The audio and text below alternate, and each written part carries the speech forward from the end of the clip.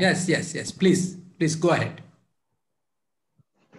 Good evening. A warm welcome to all of you to the webinar series hosted by Advocates Association Bengaluru. We have with us today Honorable Mr. Justice A.V. Chandrasekhara, former Judge, High Court of Karnataka. Sir, it's a privilege to have you with us today. Welcome to the webinar.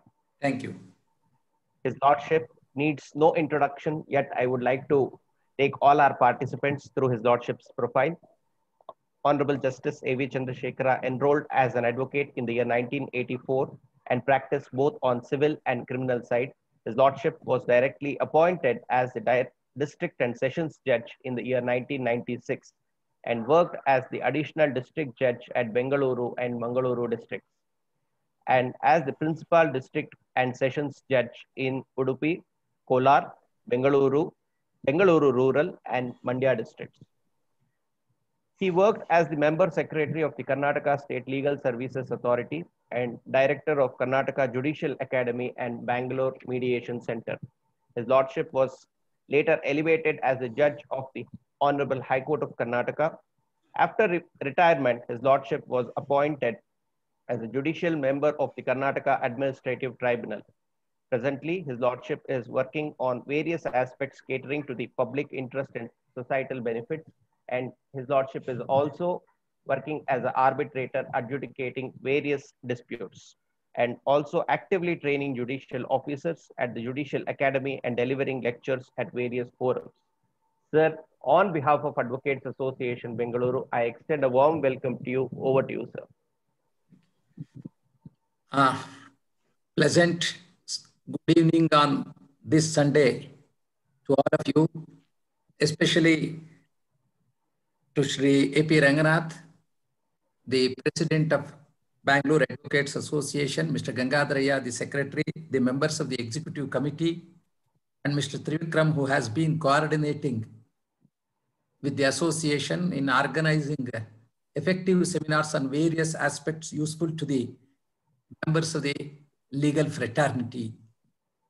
Friends, all of us have joined virtually to discuss a very important topic of relevance, topic of day-to-day relevance, in the sense that courts will be called upon to adjudicate on this issue every now and then. All of you know very well that large number of partition suits have been pending in the trial courts, as also the first appellate courts in the district judiciary and the High Court. Section 6 of Hindu Succession Act 1956 has stood amended in a revolutionary manner with effect from 9/9/2005. It is a central enactment. I would like to bring to your notice that two important legislations concerning the protection of women have come into force from 9/9/2005. The first is the important amendment made to Section 6 of Hindu Succession Act 1956, treating daughter also as a co-parsoner with an equal right in the ancestral property or the co-parsonary property. Second act is the Protection of Women from Domestic Violence Act 2005, and that act also has come into effect with effect from 9/9/2005.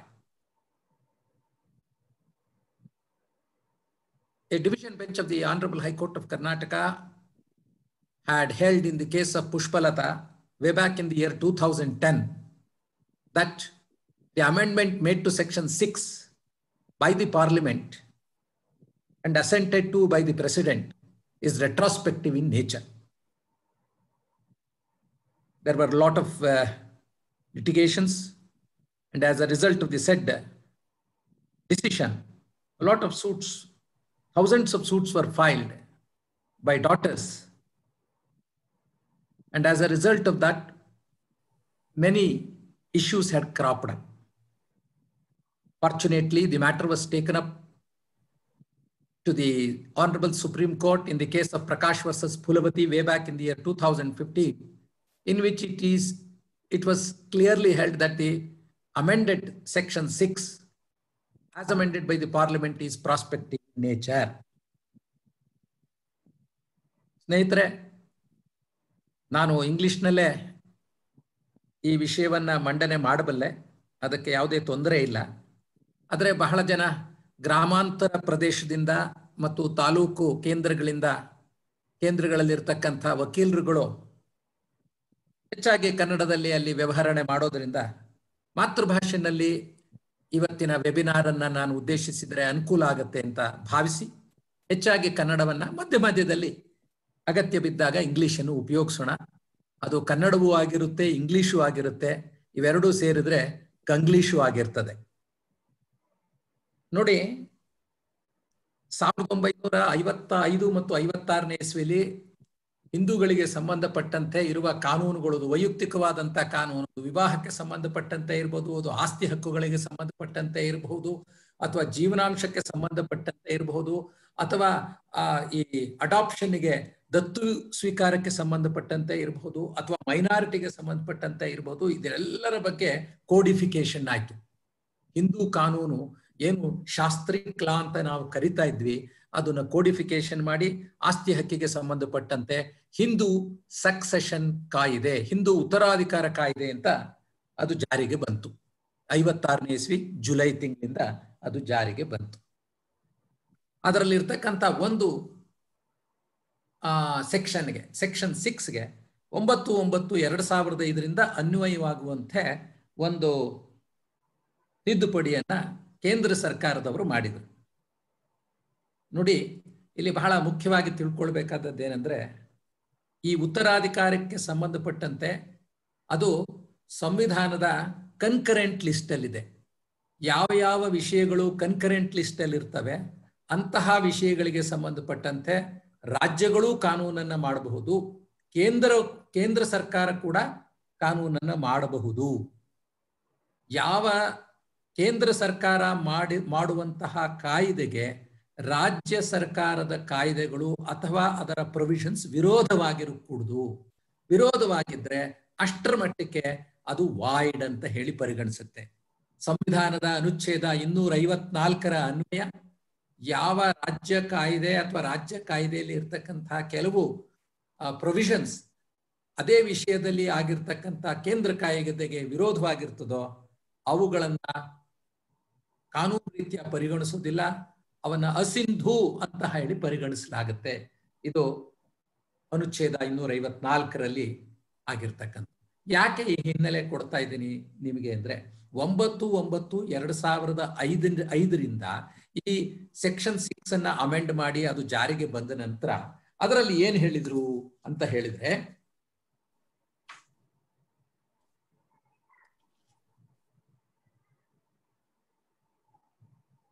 On and from the comments. ನೋಡಿ, ಆ section amended section 6 ಓದ್ಬಿಡ್ತೀನಿ, ಸ್ವಲ್ಪ ಬಹಳ ಆಸಕ್ತಿಯಾಗಿ ಕೇಳಿ. ಇನ್ನು section 6, devolution of interest in co-parcenary property on and from the commencement of the Hindu Succession Amendment Act 2005. In a joint Hindu family governed by the Mitakshara law, the daughter of a co-parsoner shall by birth become a co-parsoner in her own right in the same manner as the son. ಅಂದ್ರೆ 9/9/2005 ಅನ್ವಯವಾಗುವಂತೆ ಅಂತ ಹೇಳಿದ್ರು. So ಅದೇ ಅಲ್ಲಿಗೆ ಇದನ್ನ ಒಂದು ಏನು on A plain reading of the amended section 6 of Hindu succession act 2005, the inference is that it is purely prospective. ಈ ಪುಷ್ಪಲತಾ ಅನ್ನುವ ಒಂದು ಮೊಕದ್ದಮೆಯಲ್ಲಿ ಒಂದು ವಿಭಾಗೀಯ ಪೀಠ 2010ನೇ ಇಸ್ವಿಯಲ್ಲಿ ಇಲ್ಲ ಇದು ಪೂರ್ವ ಅನ್ವಯವಾಗ್ತದೆ, ರೆಟ್ರಾಸ್ಪೆಕ್ಟಿವ್ ಆಗ್ತದೆ ಅನ್ನೋ ಒಂದು ಅಭಿಪ್ರಾಯವನ್ನು ತಗೊಂಡು, ಯಾಕೆಂದ್ರೆ ಅದನ್ನ ವಿಶ್ಲೇಷಣೆ ಮಾಡಿದ್ರು. ಪರ್ಪೋಸಿವ್ ಇಂಟರ್ಪ್ರಿಟೇಷನ್ ಅಂತ ಕರೀತಾರೆ. ಗೋಲ್ಡನ್ ರೂಲ್ ಥಿಯರಿ 1, ಪರ್ಪೋಸಿವ್ ಇಂಟರ್ಪ್ರಿಟೇಷನ್ ಅಂತ ಹೇಳ್ತಾರೆ. ಸೊ ಹೆಣ್ಣು ಮಕ್ಕಳಿಗೆ ಕೊಟ್ಟಿರ್ತಕ್ಕಂಥ ಹಕ್ಕನ್ನ ಪೂರ್ವಾನ್ವಯವಾಗುವಂತೆ ನಾವು ಭಾವಿಸಬೇಕು ಅಂತ ಹೇಳಿ ಆ ವಿಭಾಗೀಯ ಪೀಠ ಕಾನೂನನ್ನ ವಿಶ್ಲೇಷಣೆ ಮಾಡಿ ಹೇಳಿದರು. ಅದಕ್ಕಿಂತ ಮುಂಚೆ ಒಂದು ಪೃಥ್ವಿರಾಜ್ ಅಂತಕ್ಕಂಥ ಒಂದು ಕೇಸಲ್ಲಿ 2006ನೇ ಇಸ್ವಿಯಲ್ಲಿ ಒಂದು ದ್ವಿಸದಸ್ಯ ಪೀಠ ಆಯಿತು. ಬಹುಶಃ ಆ ವಿಭಾಗೀಯ ಪೀಠದ ತೀರ್ಮಾನವನ್ನ ಪುಷ್ಪಲತಾ ಮೊಕದ್ದಮೆಯಲ್ಲಿ ಯಾವ ಪಕ್ಷಗಾರರು ತಿಳಿಸಿದ್ರು ಇಲ್ವೋ ಗೊತ್ತಿಲ್ಲ, ಯಾಕೆಂದ್ರೆ ಅದು ಉಲ್ಲೇಖ ಇಲ್ಲ ಅಲ್ಲಿ.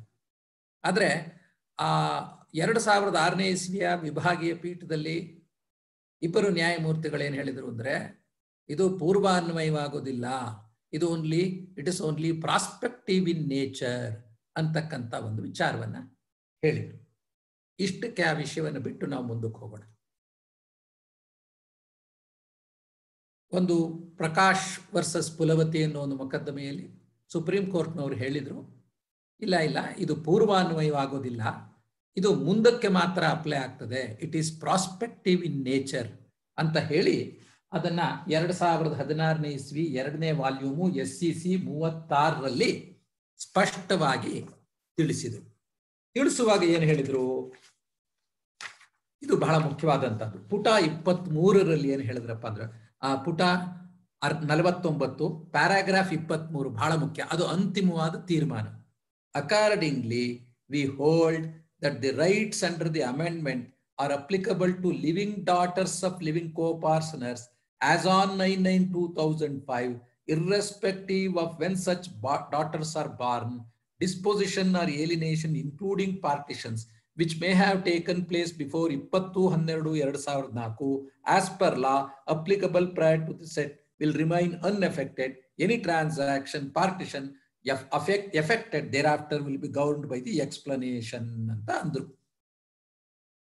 26ನೇ ಪುಟದಲ್ಲಿ ಪ್ರೇಮ ವರ್ಸಸ್ ನಂಜೇಗೌಡ ಅನ್ನೋ ಒಂದು ಡಿಸಿಷನ್ ಸುಪ್ರೀಂ ಕೋರ್ಟ್, ಇನ್ನೊಂದು ಗಂಡೂರಿ ಕೋಟೇಶ್ವರಮ್ಮ ಅಂತಕ್ಕಂಥ 2 ತೀರ್ಪನ್ನು ಕೂಡ ಉಲ್ಲೇಖ ಮಾಡಿದ್ದಾರೆ. ಅದನ್ನ ಮುಂದೆ ನಾನು ಅದನ್ನ ವಿಸ್ತೃತವಾಗಿ ಹೇಳ್ತೇನೆ. ಅಂದ್ರೆ ಈ 23ನೇ ಪುಟವನ್ನು ಓದಿದಾಗ ಏನಪ್ಪ ಹೇಳಿದ್ರು ಅಂದ್ರೆ, ಇದು ಪೂರ್ವಾನ್ವಯವಾಗುವುದಿಲ್ಲ, 9/9/2005 ಮಾತ್ರ ಅನ್ವಯವಾಗುತ್ತೆ. ಅದಕ್ಕೆ ಅಲ್ಲಿ ಒಂದು ಎಕ್ಸ್ಪ್ಲನೇಷನ್ ಕೊಡ್ತಾ ಏನೊಂದು ಕೇವೇಟ್ ಹಾಕ್ಬಿಟ್ರು ಅಂತಂದ್ರೆ, ಯಾವ ಹೆಣ್ಣು ಮಗಳು ತನ್ನ ಸಹೋದರನಂತೆ ಸಮಾನವಾದ ಹಕ್ಕನ್ನ ಪಡಿಬೇಕು ಅಂತ ಇರ್ತಾರೋ ಅವರ ತಂದೆ ಜೀವಂತವಾಗಿರ್ಬೇಕು ಅಂತ ಹೇಳಿಬಿಟ್ರು. ನೋಡಿ ಏನ್ ಹೇಳಿದ್ರು, applicable to living daughters of living coparceners ಅಂದ್ರು. ಅಂದ್ರೆ ತಂದೆ ಮಗಳಿರ್ಬೇಕಾದ್ರೆ ಅವರು ಲಿವಿಂಗ್ ಕೋಪಾರ್ಸನರ್ ಆಫ್ ಅಲ್ಲಿ daughter of a living coparcener ಅಂದ್ರೆ ಅರ್ಥ ಏನು, ತಂದೆ ಬದುಕಿದ್ರೆ ಮಾತ್ರ ಅಂತ. ಈ ಒಂದು ಪ್ರಕಾಶ್ ಮತ್ತು ಪುಲವತಿಯಲ್ಲಿ ಏನು ಒಂದು ತೀರ್ಪನ್ನ ಕೊಟ್ಟರು, 9/9 it is applicable only from 9/9/2005, prospective in nature, and it is applicable to a daughter who has a living co-partner ಅಂತ ಹೇಳಿದ್ರಲ್ಲ, ಅದನ್ನೇ ಪುನರುಚ್ಚರಿಸಿದ್ರು ಇನ್ನೊಂದು ಸುಪ್ರೀಂ ಕೋರ್ಟ್ನ ಕೇಸ್ನಲ್ಲಿ. ಅದ್ಯಾವುದದು, ದಾನಮ್ಮ ಅಲಿಯಾ ಸುಮನ್ ಸುರ್ಪುರ್ ವರ್ಸಸ್ ಅಮರ್ ಅಂತ. ಅದು 2018 3 SCC 343. ಇದು ಒಂದು ಅಲ್ಲಿ ದ್ವಿಸದಸ್ಯ ಪೀಠ, ಜಸ್ಟಿಸ್ AK ಸಿಕ್ರಿ ಅವರು ಮತ್ತು ಅಶೋಕ್ ಭಾನ್ ರವರು ಅದನ್ನ ಹೇಳಿ, ಈ ಪ್ರಕಾಶ್ ಮತ್ತು ಪುಲವತಿ ಮೊಕದ್ದಮೆಯಲ್ಲಿ ಏನು ಪ್ಯಾರಾಗ್ರಾಫ್ 17ರಿಂದ 23ರವರೆಗೆ ಹೇಳಿದ್ರು ಕಾನೂನಿನ ವಿಶ್ಲೇಷಣೆ, ಅದನ್ನು ಎತ್ತಿ ಹಿಡಿದ್ರು.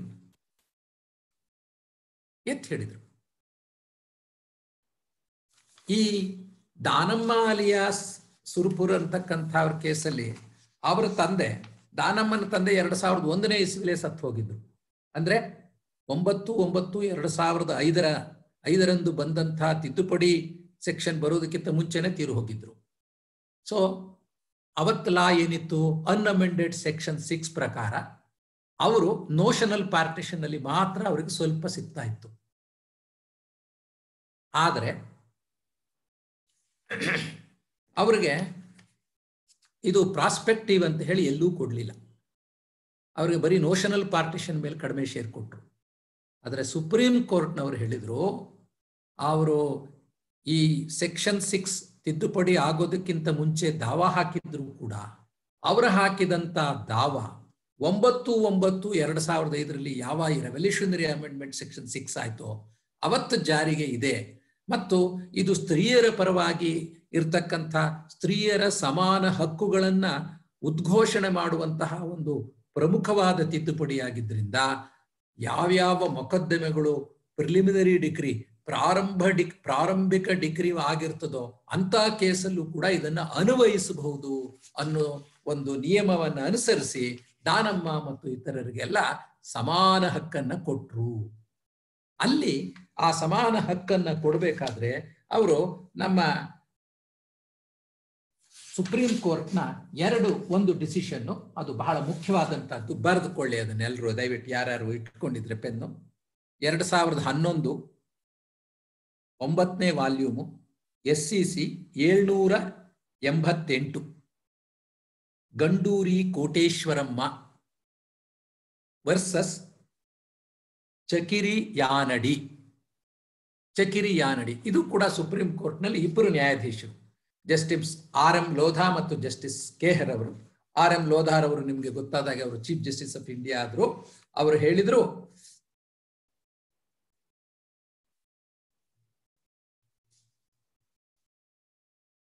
ಈ preliminary decree determines the rights and interest of the parties. The suit for partition is not disposed of by passing the preliminary decree. It is by a final decree that the immovable property of joint Hindu family is partitioned by metes and bounds. After the passing of the preliminary decree, the suit continues until the final decree is passed. ಅಂದ್ರೆ ಈ ದಾವೆ ಜಾರಿಯಲ್ಲೇ ಇರ್ತದೆ.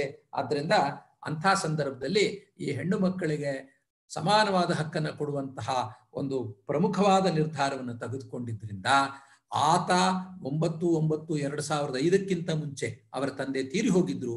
ಇವರಿಗೆ ಈ ಅಮೆಂಡ್ಮೆಂಟ್ನ ಲಾಭ ಕೊಡಬೇಕು ಅಂತ ಹೇಳಿ ಕೊಟ್ರು. ಇದು 2ನೇದು ಸುಪ್ರೀಂ ಕೋರ್ಟ್ ಡಿಸಿಷನ್.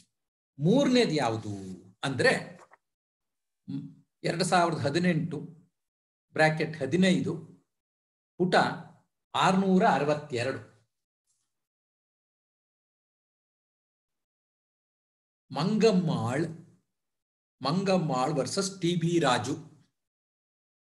ನೋಡಿ, ಈ ದಾನಮ್ಮ ಕೇಸ್ ತೀರ್ಮಾನ ಆದದ್ದು 1/2/2018. ಮಂಗಮ್ಮಾಳ್ ಕೇಸ್ ತೀರ್ಮಾನ ಆದದ್ದು 19/4/2018. ಅಂದ್ರೆ 2.5 ತಿಂಗಳ ನಂತರ ತೀರ್ಮಾನ ಆದಂತ ಕೇಸ್ ಇದು. ಇದರಲ್ಲಿ ಏನ್ ಮಾಡಿದ್ರು, ಇದರಲ್ಲೂ ಸಹ ಪ್ರಕಾಶ್ ಮತ್ತು ಪುಲವತಿ ಹಾಗೂ ದಾನಮ್ಮ ಕೇಸ್ಗಳ ಒಂದು ನಿರ್ಣಯವನ್ನ ಎತ್ತಿ ಹಿಡಿದ್ರು. ಏನ್ ಎತ್ತಿ ಹಿಡಿದ್ರು? Amendment made to section 66/2005 is prospective in nature, not retrospective, ಪೂರ್ವಾನ್ವಯವಾಗುವುದಿಲ್ಲ. ಮತ್ತಿನ್ನೊಂದು ಹೇಳಿದ್ರು, ಯಾವ ಹೆಣ್ಣು ಮಕ್ಕಳು ಸಮಾನವಾದ ಹಕ್ಕನ್ನ ಇದರ ಆಧಾರದ ಮೇಲೆ ಕೇಳಬೇಕು ಅಂತ ಹೇಳ್ತಾರೋ ಅಂಥವರ ತಂದೆ ಬದುಕಿರ್ಬೇಕು ಅನ್ನೋದನ್ನು ಕೂಡ ಪುನಃ ಇಲ್ಲಿ ಹೇಳಿದ್ರು. ಇನ್ನೊಂದು ಮುಖ್ಯವಾದಂತ ವಿಶೇಷ ಅಂದ್ರೆ, ಈ ಮಂಗಮ್ಮಾಳ್ ಕೇಸ್ನಲ್ಲಿ ಸೆಕ್ಷನ್ 6 ಆಫ್ ಹಿಂದೂ ಸಕ್ಸೆಷನ್ ಆಕ್ಟ್ಗೆ ಒಂದು ತಿದ್ದುಪಡಿ ತಂದಿದ್ರು. ಅದು 29A ಅಂತ ಹೇಳಿ 29A ಅಂತ ಮಾಡಿದ್ರು. ಅದನ್ನ ಅದು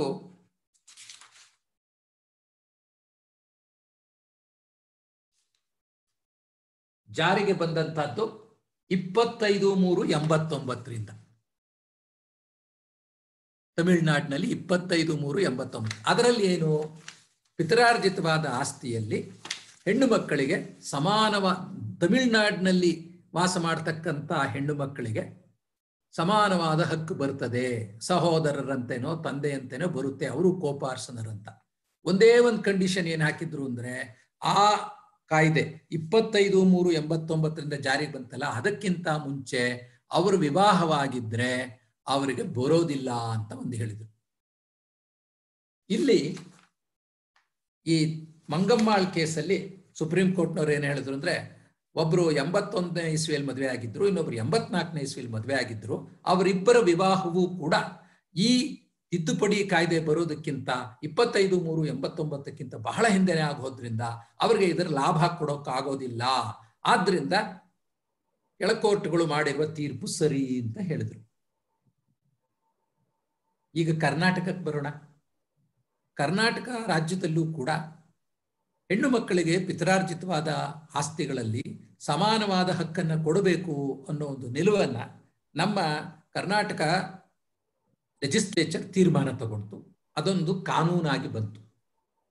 ಆ ಕಾನೂನಾಗಿ ಬಂದಂತಹದ್ದು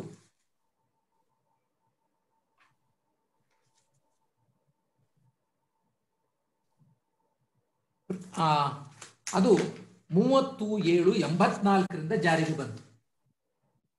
37/94 ಆ ಆಕ್ಟ್ ಏನಪ್ಪಾ ಅಂದ್ರೆ Hindu succession Karnataka amendment act 1990, Karnataka act of 23 of 1994. ಇದಕ್ಕೆ ಯಾಕೆಂದ್ರೆ ಯಾವ ಕಾಯ್ದೆಗಳು ಇದನ್ನ ಯಾವ್ಯಾವ ವಿಷಯಗಳ ಬಗ್ಗೆ ಕನ್ಕರೆಂಟ್ ಲಿಸ್ಟ್ ನಲ್ಲಿ ಇರ್ತದೋ ಕೇಂದ್ರನೂ ಶಾಸನ ಮಾಡಬಹುದು, ರಾಜ್ಯಗಳು ಶಾಸನ ಮಾಡಬಹುದು. ಅಂಥದಕ್ಕೆ ಪ್ರೆಸಿಡೆಂಟ್ ಅಪ್ರೂವಲ್ ಬೇಕು. ಇದಕ್ಕೆ ಪ್ರೆಸಿಡೆಂಟ್ ಅಪ್ರೂವಲ್ ಸಿಕ್ಕಿತ್ತು. ಇದರಲ್ಲಿ ಏನಂತ ಇದೆ ಅದನ್ನು ಒಂದು ನೋಡಿಬಿಡುವ. ಅದರಲ್ಲಿ ಸೆಕ್ಷನ್ 6A ಅಂತ ಹೇಳಿದ್ರು. ಅದರಲ್ಲಿ ಏನ್ ಹೇಳಿದ್ರು, in a joint Hindu family governed by Mitaakshara law, the daughter of a co-parsoner shall by birth become a co-parsoner in her own right in the same manner as the son and have the same rights in the co-parsonary property as she would have had if she had been a son, inclusive of the right to claim by survivorship, and shall be subject to the same liabilities and disabilities in respect thereto as the son. At a partition in such a joint family, the co-parsonary property shall be so divided as to allot to a daughter the same share as it allotable to a son. ಅಂದ್ರೆ ಇಲ್ಲಿ ಏನಂದ್ರೆ, ನೀವು 2015 section 6 ಕೋಪಾರ್ಸನರು all incidents ಉಂಟು. ಅಂದ್ರೆ ಹೆಣ್ಣು ಮಗು ಕೂಡ ತನಗೆ ಹಕ್ಕು ಬೇಕು ಅಂದ್ರೆ ಪಾರ್ಟಿಷನ್ ಸೂಟ್ ಹಾಕುವ ಅವಕಾಶ ಇದೆ. ಆದ್ರೆ ಇದರಲ್ಲಿ ಒಂದ್ ಏನ್ ಹೇಳಿದ್ರು, ಎಟ್ಟೆ ಪಾರ್ಟಿಷನ್ ಅಂದ್ರೆ ಒಂದು ಗಂಡು ಮಕ್ಕಳು ತಂದೆ ಮಕ್ಕಳು ತೀರ್ಮಾನ ಮಾಡಿಕೊಂಡಾಗ ಅವರಿಗೆ ಸಿಗಬೇಕು ಅಂತ ಹೇಳಿ ಇನ್ನೊಂದು ಕಂಡೀಷನ್ ಹಾಕಿದ್ರು. ಅದು section 6D. Nothing in class A, B shall apply to a daughter married prior or to a partition which had affected before the commencement of Hindu Succession Act 1990.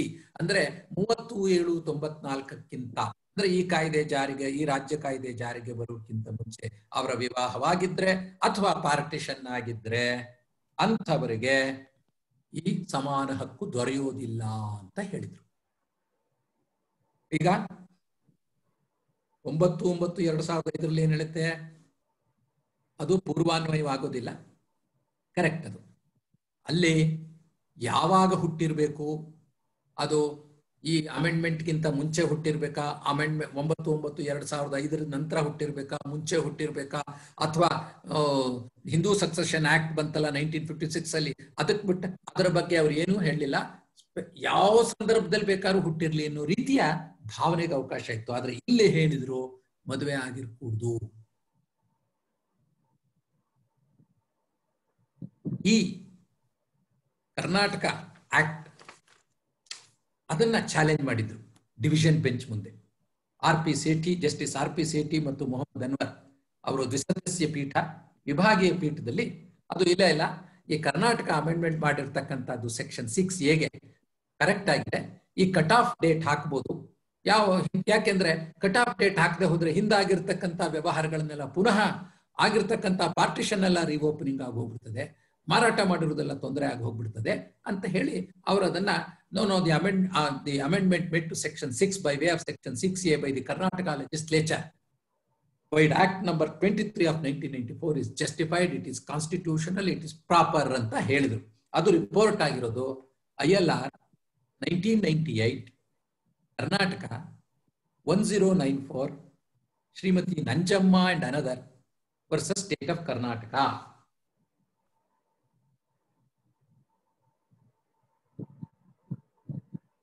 ನೋಡಿ, ಇಲ್ಲಿ ಸಕ್ಸೆಷನ್ ಕಾಯ್ದೆಗೆ ಸಂಬಂಧಪಟ್ಟಂತೆ, ಉತ್ತರಾಧಿಕಾರಕ್ಕೆ ಸಂಬಂಧಪಟ್ಟಂತೆ ನಾನು ಆಗ್ಲೇ ಹೇಳಿದಾಗೆ ರಾಜ್ಯಗಳು ಬೇಕಾದ್ರೂ ಶಾಸನಗಳನ್ನು ಮಾಡಬಹುದು, ಕೇಂದ್ರ ಕೂಡ ಶಾಸನ ಮಾಡಬಹುದು. ಆದರೆ ಕೇಂದ್ರ ಶಾಸನಕ್ಕೆ ಯಾವ ರೀತಿಯಲ್ಲೂ ವಿರೋಧವಾಗಿರ್ಬೋದು ಆಗಿರಬಾರ್ದು.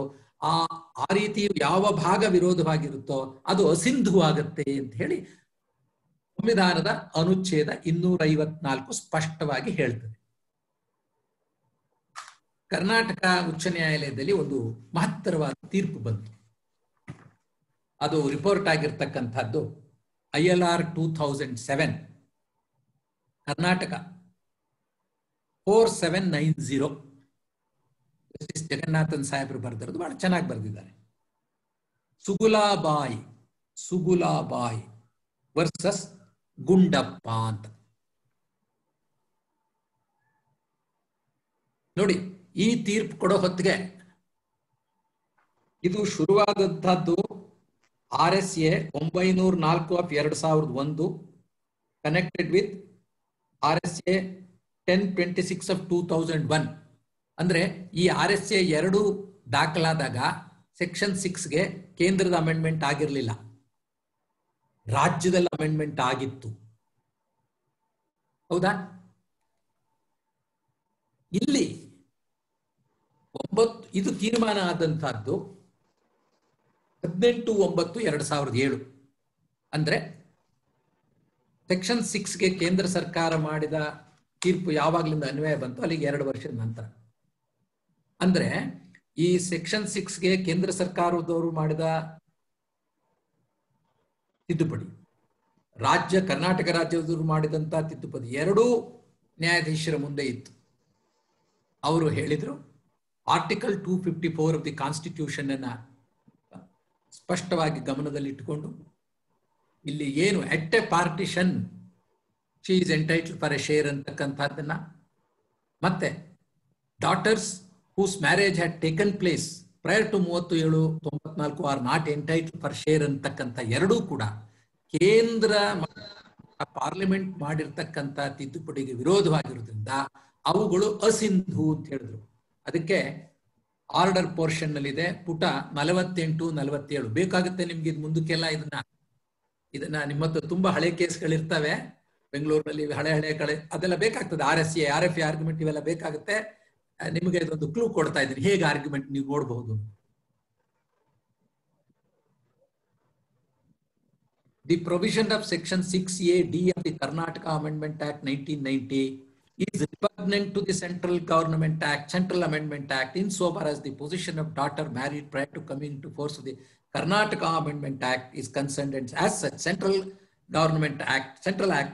Central Amendment 2005, which makes no such discrimination, will prevail over the State Act. Andru nodi, Central Act prevails insofar as it relates to the inhibition of the married daughters to claim daughters married prior to 37/94 claiming a share. No, ada Sindhu. Ashthe alla, to the extent the provisions of section 6A(d) is repugnant to Central Act and the said provisions are declared void andru. Sub article 2 of article 254 of the Constitution prakara void antanu declare ಮಾಡೋಕೆ ಅವಕಾಶ ಇದೆ. void ಅಂತ declare ಮಾಡಿದ್ರು. ಇನ್ನೊಂದು ಮುಂದಕ್ಕೆ ಏನು ಹೇಳಿದ್ರು, the Central Amendment Act 2005, which has been brought into effect from 9/9/2005, shall not have any effect insofar as any disposition or alienation, including any partition or testamentary disposition of property which had taken place before 20th day of December 2004. 9/9/2005 ಜಾರಿಗೆ ಬಂದಿದ್ರಲ್ಲಿ ಒಂದು save ಮಾಡಿದ್ದಾರೆ. ಏನ್ ಮಾಡಿದ್ದಾರೆ? 20/12/2014 ಮುಂಚೆ ಯಾವುದಾದ್ರೂ ವಿಲೇವಾರಿ ಆಗಿದ್ರೆ registered deed ಮುಖಾಂತರ ಅಥವಾ ಪಾರ್ಟಿಷನ್ ರಿಜಿಸ್ಟರ್ಡ್ ಮುಖಾಂತರ ಆಗಿದ್ರೆ ಅಥವಾ ಫೈನಲ್ ಡಿಗ್ರಿ ಆಫ್ ಕೋರ್ಟ್ ಪ್ರಕಾರ ಆಗಿದ್ರೆ ಅವುಗಳನ್ನ ಸೇವ್ ಮಾಡ್ತೀವಿ ಅಂತ ಹೇಳಿದ್ರು. ಇಲ್ಲಿ ಟು ದಟ್ ಎಕ್ಸ್ಟೆಂಟ್ ಸೇವ್ ಮಾಡಲಿಲ್ಲ. ಕಾರಣ ಅಂದ್ರೆ 90ರಿಂದ ಬಂದ್ಬಿಟ್ಟಿರಲ್ಲ, 94ರಿಂದ ಜಾರಿಗೆ ಬಂದಿತ್ತಲ್ಲ, ಆ ಭಾಗ ಸಿಂಧುವಾಗೇ ಇತ್ತು. Karnataka act is valid to that extent ಅಂತ ಹೇಳಿದಾಗಾಯ್ತು. ಅದಕ್ಕೆ in respect of pending proceedings, that is suits, appeals, the provisions of section 6A(d) to the extent it is repugnant to the central government shall cease to have any effect in the said proceedings ಅಂತ ಹೇಳಿದ್ರು. ಇದನ್ನ ಮುಖ್ಯವಾಗಿ ಗಮನದಲ್ಲಿ ಇಟ್ಕೋಬೇಕು. ಈಗ ನಾವು ಬರೋಣ. ಇವತ್ತಿನ ವೆಬಿನಾರ್ ಏನಂತ ಹೇಳಿದೀವಿ? Right of daughters under section 6A of Hindu Succession Act as decided by the Honorable Apex Court in the case of Vineet Sharma. ಯಾಕೆ ಹೋಯ್ತು? ಮೂರ್ ಕೇಸ್ನಲ್ಲಿ ಈಗಾಗಲೇ ಹೇಳ್ಬಿಟ್ಟಿದ್ದಾರೆ. ಒಂದು ಪ್ರಕಾಶ್ ಫುಲವತಿ, ಇನ್ನೊಂದು ದಾನಮ್ಮ, ಇನ್ನೊಂದು ಮಂಗಮ್ಮ. ಈ ಮೂರೂ ಕೇಸಲ್ಲಿ ಹೇಳಿರುವಾಗ ಏನಂತಹ ದ್ವಂದ್ವ ಇತ್ತು, ಗೊಂದಲ ಇತ್ತು, ಕಾನೂನನ್ನ ವಿಶ್ಲೇಷಣೆ ಮಾಡಿರೋದು ಯಾವ ರೀತಿ ಸರಿ ಇರಲಿಲ್ಲ, ಯಾವ ರೀತಿ ವಿಶ್ಲೇಷಣೆ ಮಾಡಬೇಕಾಗಿತ್ತು ಅನ್ನೋದನ್ನ ಹಿನ್ನೆಲೆ ಇಟ್ಕೊಂಡ ಈ ಒಂದು ಸುಪ್ರೀಂ ಕೋರ್ಟ್ಗೆ ಜಸ್ಟಿಸ್ AK ಸಿಕ್ರಿ ಅವರೇ ಒಂದು ರೆಫರೆನ್ಸ್ ಮಾಡಿದ್ರು. ಏನಂತ ಹೇಳಿದ್ರೆ, ಈ ಫುಲವತಿ ಕೇಸು ಮತ್ತೆ ಮಂಗಮ್ಮಾಳ್ ಕೇಸು ನಾವು ತೀರ್ಮಾನ ಮಾಡಿರ್ತಕ್ಕಂಥದ್ರಲ್ಲಿ ಸ್ವಲ್ಪ daughter of a living co partner ಅಂತಕ್ಕಂಥ ವಿಚಾರದಲ್ಲಿ ಸ್ವಲ್ಪ ವ್ಯತ್ಯಾಸ ಇದೆ. ಇದನ್ನ ವಿಸ್ತೃತ ಪೀಠಕ್ಕೆ ರೆಫರ್ ಮಾಡಬೇಕು ಅಂತ ಕೇಳಿದ್ರು. ಅದರಂತೆ ತ್ರಿಸದಸ್ಯ ಪೀಠ, 3 ಜನ ನ್ಯಾಯಮೂರ್ತಿಗಳ ಒಂದು ಪೀಠ, ಅದಕ್ಕೆ ಜಸ್ಟಿಸ್ ಅರುಣ್ ಮಿಶ್ರಾ ಅವರು ಲೀಡಿಂಗ್ ಜಡ್ಜ್, ಅವರು ಪ್ರಿಸೈಡಿಂಗ್ ಜಡ್ಜ್. ಅದು ಕೇಸ್ ನಂಬರ್ ಬರ್ಕೊಳ್ಳಿ. Civil appeal diary number 32601 of 2018, Vineet Sharma versus Rakesh Sharma. Vineet Sharma versus Rakesh Sharma. ಈ ತೀರ್ಮಾನನ ಅವರು ಜಸ್ಟಿಸ್ ನಜೀರ್ ಅವರು, ಜಸ್ಟಿಸ್ MR ಶಾ, ಈ ತ್ರಿಸದಸ್ಯ ಪೀಠ ತೀರ್ಮಾನ ಮಾಡಿತು. ಇದರ ಆಥರ್ ಅವರು ಜಸ್ಟಿಸ್ ಅರುಣ್ ಮಿಶ್ರಾ ಅವರು. ಬಹಳ ಅನೇಕ ಡಿಸಿಷನ್ಗಳನ್ನ ರೆಫರ್ ಮಾಡಿದ್ದಾರೆ, ಡಿಸ್ಕಷನ್ ಮಾಡಿದ್ದಾರೆ, ಡಿಸ್ಟಿಂಗ್ವಿಷ್ ಮಾಡಿದ್ದಾರೆ ಮತ್ತು ಅಂತಿಮವಾಗಿ ಈ ರೀತಿ ಹೇಳಿದ್ದಾರೆ. ಅದು ಪ್ಯಾರಾಗ್ರಾಫ್ 129, ಬಹಳ ಮುಖ್ಯವಾದದ್ದು. 129ರಲ್ಲಿ ಇಡೀ ತೀರ್ಪಿನ ಸಾರಾಂಶವನ್ನ ಹೇಳಿದ್ದಾರೆ. ಏನು ಈ ತೀರ್ಪಿನ ಸಾರಾಂಶ? ಈ ತೀರ್ಪು ಯಾವ ಕಾನೂನನ್ನ ಹೇಗೆ ವಿಶ್ಲೇಷಣೆ ಮಾಡುತ್ತೆ ಅನ್ನೋದು ಮುಖ್ಯ. ಒಂದು, the provisions contained in substituted section 6 of Hindu Succession Act 1956 confer status of co-partner on the daughter born before or after the amendment in the same manner as son with the same rights and liabilities. 1956ನೇ ಇಸವಿಯ section 6 Hindu succession act ಏನು ತಿದ್ದುಪಡಿಯಾಗಿದೆ, ಆ ತಿದ್ದುಪಡಿಯ ಪ್ರಕಾರ ಹೆಣ್ಣು ಮಗಳು ಕೂಡ ಮಗನಂತೆನೆ ಸಮಾನ ಹಕ್ಕನ್ನು, ಅವರು ಮದುವೆ ಯಾವಾಗ ಬೇಕಾದ್ರೂ ಆಗಿರ್ಲಿ, ಯಾವಾಗ ಬೇಕಾದ್ರೂ ಅವ್ರು ಯಾವಾಗ ಬೇಕಾದ್ರೂ ಹುಟ್ಟಿರ್ಲಿ, ಅಂದ್ರೆ 99/2005 ನಂತರ ಬೇಕಾದ್ರೂ ಹುಟ್ಟಬಹುದು, 99/2005ಗಿಂತ ಮುಂಚೆ ಬೇಕಾದ್ರೂ ಹುಟ್ಟಿರ್ಬೋದು, ಅಥವಾ 16/7/1956 ಹಿಂದೂ ಸಕ್ಸೆಷನ್ ಆಕ್ಟ್ ಬರ್ತಲ್ಲ, ಅದಕ್ಕೆ ಬೇಕಾದ್ರೂ ಮುಂಚೆ ಹುಟ್ಟಿರ್ಬೋದು.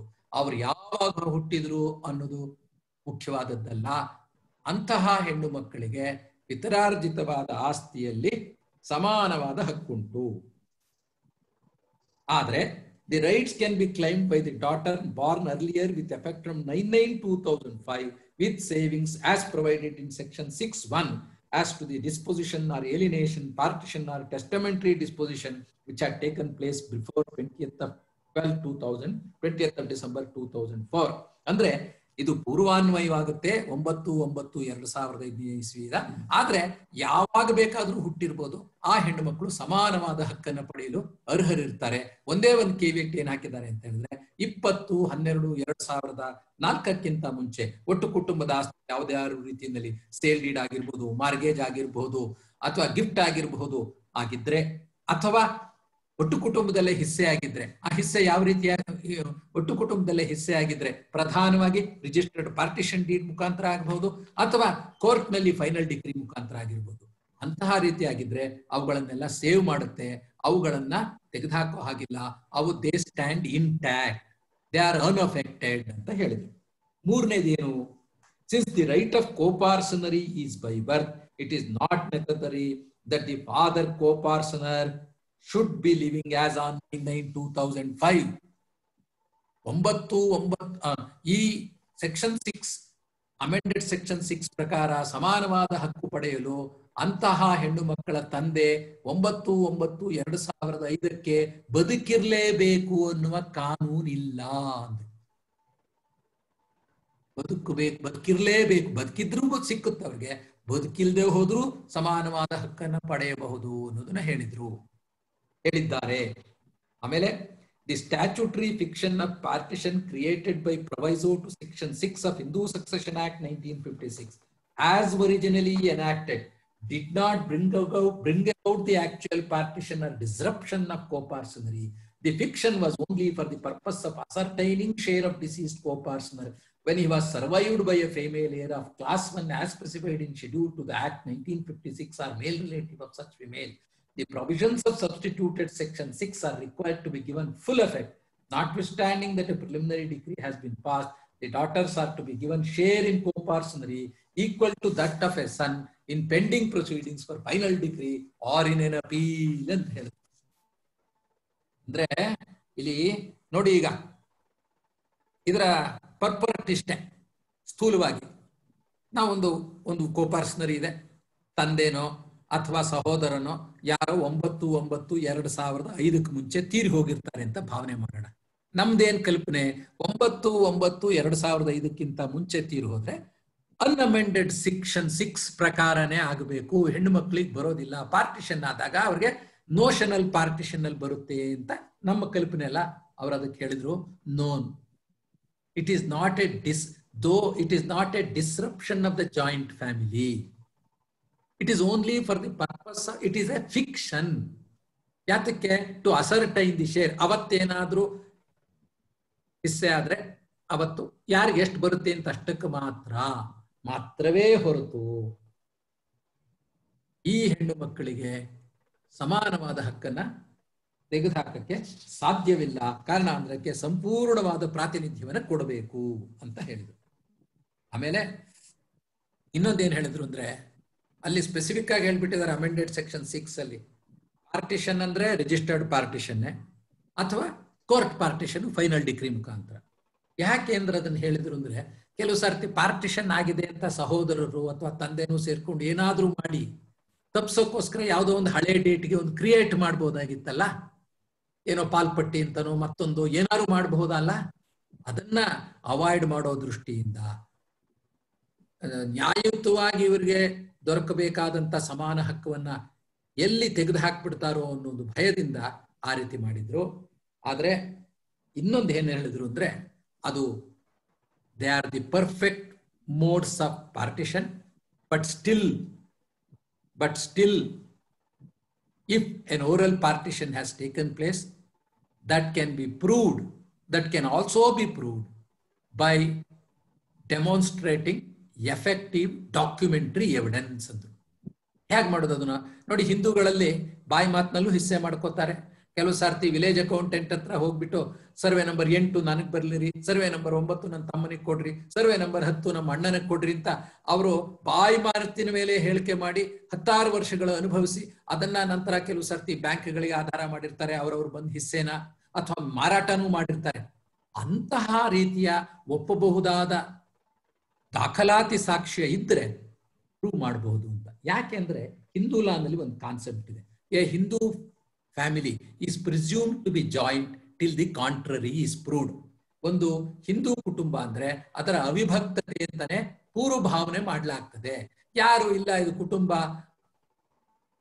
ವಿಭಾಗವಾಗಿತ್ತು ಅಂತ ಹೇಳ್ತಾರೋ ಅಂಥವ್ರ ಮೇಲೆ ಜವಾಬ್ದಾರಿ. ಅದರಿಂದ ಈ ಜವಾಬ್ದಾರಿ ಯಾರು ಹಿಸ್ಸೆ ಆಗಿದೆ ಅಂತ ಹೇಳ್ತಾರೋ ಅವ್ರ ಮೇಲೆ ಪ್ರಮುಖವಾದ ಜವಾಬ್ದಾರಿ. ಅಷ್ಟೇ ಅಲ್ಲ, ಆ ಜವಾಬ್ದಾರಿಯನ್ನು ನಿರ್ವಹಣೆ ಮಾಡಬೇಕಾದ್ರೆ ಅವರು ಒಪ್ಪಬಹುದಾದ ದಾಖಲಾತಿ ಸಾಕ್ಷ್ಯವನ್ನ ಕೊಡಬೇಕು ಅಂತ ಹೇಳಿದ್ರು. ಈಗ ಅವರು 4ನೇ ಏನು ಒಂದು ನಿರ್ದೇಶನ ಕೊಟ್ಟಿದ್ದಾರೆ, ಅದರಲ್ಲಿ ಇನ್ನೊಂದನ್ನ ಹೇಳಿದ್ರು. ಸಪೋಸ್ 2001ಕ್ಕಿಂತ 2005ಕ್ಕಿಂತ ಮುಂಚೆ ದಾವಾ ಹಾಕಿ ಡಿಗ್ರಿನೂ ಆಗಿತ್ತು ಅಂತ ಇಟ್ಕೊಳ್ಳಿ, ಫೈನಲ್ ಡಿಗ್ರಿ ಹಾಕಿಲ್ದೆ ಹೋದ್ರೆ ಅಥವಾ ಅಪೀಲ್ ಇದ್ರೆ, ಅದು ಅಪೀಲ್ ಯಾವ ಸ್ಟೇಜ್ ಬೇಕಾದ್ರೂ ಇರ್ಬೋದು, ಸುಪ್ರೀಂ ಕೋರ್ಟ್ ಅಲ್ಲಿ ಬೇಕಾದ್ರೂ ಇರ್ಬೋದಲ್ಲ ಅಪೀಲ್, ಅದು ಅಲ್ಲಿ ಈ ಅಮೆಂಡೆಡ್ ಸೆಕ್ಷನ್ 6 ಪ್ರಕಾರ ಅಂತ ಹೆಣ್ಣು ಮಕ್ಕಳಿಗೆ ಸಂಪೂರ್ಣ ಲಾಭ ಬರುತ್ತೆ. ಪ್ರಿಲಿಮಿನರಿ ಡಿಗ್ರಿಲಿ ಅವರಿಗೆ ನೋಷನಲ್ ಪಾರ್ಟಿಷನ್ನೇ ಬಂದಿರ್ಬೋದು. 9/9/2005 ದಾವೆ ಜಾರಿ ಇದ್ರೆ ಅಥವಾ ಪ್ರಿಲಿಮಿನರಿ ಡಿಗ್ರಿ ಜಾರಿ ಇದ್ರೆ ಅಥವಾ ಅಪೀಲ್ಗಳು ಜಾರಿ ಇದ್ರೂ ಕೂಡ ಅಲ್ಲಿ ಅವರಿಗೆ ಈ ಅಮೆಂಡ್ಮೆಂಟ್ನ ಲಾಭ ಸಿಕ್ಕಬೇಕು. ಅದಕ್ಕೇನೆ ನಾನು ಹೇಳಿದೆ ಗಂಡೂರಿ ಕೋಟೇಶ್ವರಮ್ಮ ಅಂತಕ್ಕಂಥ ಕೇಸ್ ಏನ್ ಹೇಳಿದೆ ಅದರಲ್ಲಿ ಅನ್ವಯ ಮಾಡಿ ದಾನಮ್ಮ ಕೇಸಲ್ಲೂ ಕೊಟ್ಟಿರ್ತಕ್ಕಂಥದ್ದು. ಇನ್ನೊಂದು ಈ ಗಂಡೂರಿ ಕೋಟೇಶ್ವರಮ್ಮ ಕೇಸು ಬರ್ಕೊಂಡ್ರಿ ನೀವು, ಅವಾಗ ಓದ್ಬೇಕು, ಇದನ್ನ ದಯಮಾಡಿ ಎಲ್ರು ಓದ್ಬೇಕು. ಅದು ತೀರ್ಮಾನ ಆದದ್ದು ಗಂಡೂರಿ ಕೋಟೇಶ್ವರಮ್ಮ ಕೇಸು 12/10/2011. ಇನ್ನೊಂದು ಬರ್ಕೊಳ್ಳಿ, ಪ್ರೇಮ ವರ್ಸಸ್ ನಂಜೇಗೌಡ 2011 6ನೇ ವಾಲ್ಯೂಮು, SCC 462. ಇದು ದ್ವಿಸದಸ್ಯ ಪೀಠ, ಜಸ್ಟಿಸ್ GS ಸಿಂಘ್ವಿ ಮತ್ತು KSP ರಾಧಾಕೃಷ್ಣನ್. ಇದು ತೀರ್ಮಾನ ಆಗಿರೋದು 5/10/2011. ಈ ಗಂಡೂರಿ ಕೋಟೇಶ್ವರಮ್ಮ ಕೇಸ್ನಲ್ಲಿ ಏನ್ ಮಾಡಿದ್ದಾರೋ ಇದು ಸೇಮ್ ಪ್ರಿನ್ಸಿಪಲ್. ಇದು ಶ್ರೀರಂಗಪಟ್ಟಣದ ಕೇಸು. ಶ್ರೀರಂಗಪಟ್ಟಣದ ಕೇಸ್ ಸುಪ್ರೀಂ ಕೋರ್ಟ್ ಅಲ್ಲಿ. ಶ್ರೀರಂಗಪಟ್ಟಣದ ಕೇಸಲ್ಲಿ ನೋಷನಲ್ ಪಾರ್ಟಿಷನ್ ಕೊಟ್ಟರು, ಅಪೀಲ್ ನಲ್ಲೂ ಹಾಗೆ ಮಾಡಿದ್ರು, ಹೈಕೋರ್ಟ್ ನಲ್ಲೂ ಹಾಗೆ ಮಾಡಿದ್ರು.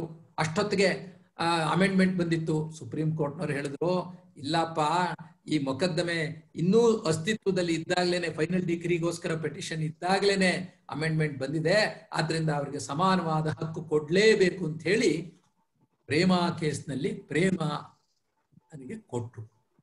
ಸೊ ಈ ಎರಡು ತೀರ್ಪು, ಒಂದು ನಮ್ಮ ಕರ್ನಾಟಕದ್ದು, ಇನ್ನೊಂದು ಆಂಧ್ರ ಪ್ರದೇಶದ್ದು ಸುಪ್ರೀಂ ಕೋರ್ಟ್ನವರು ಇದನ್ನ ಕುಲವತಿ ಕೇಸಲ್ಲೂ ಮಾನ್ಯ ಮಾಡಿದ್ದಾರೆ, ರೆಫರ್ ಮಾಡಿದ್ದಾರೆ.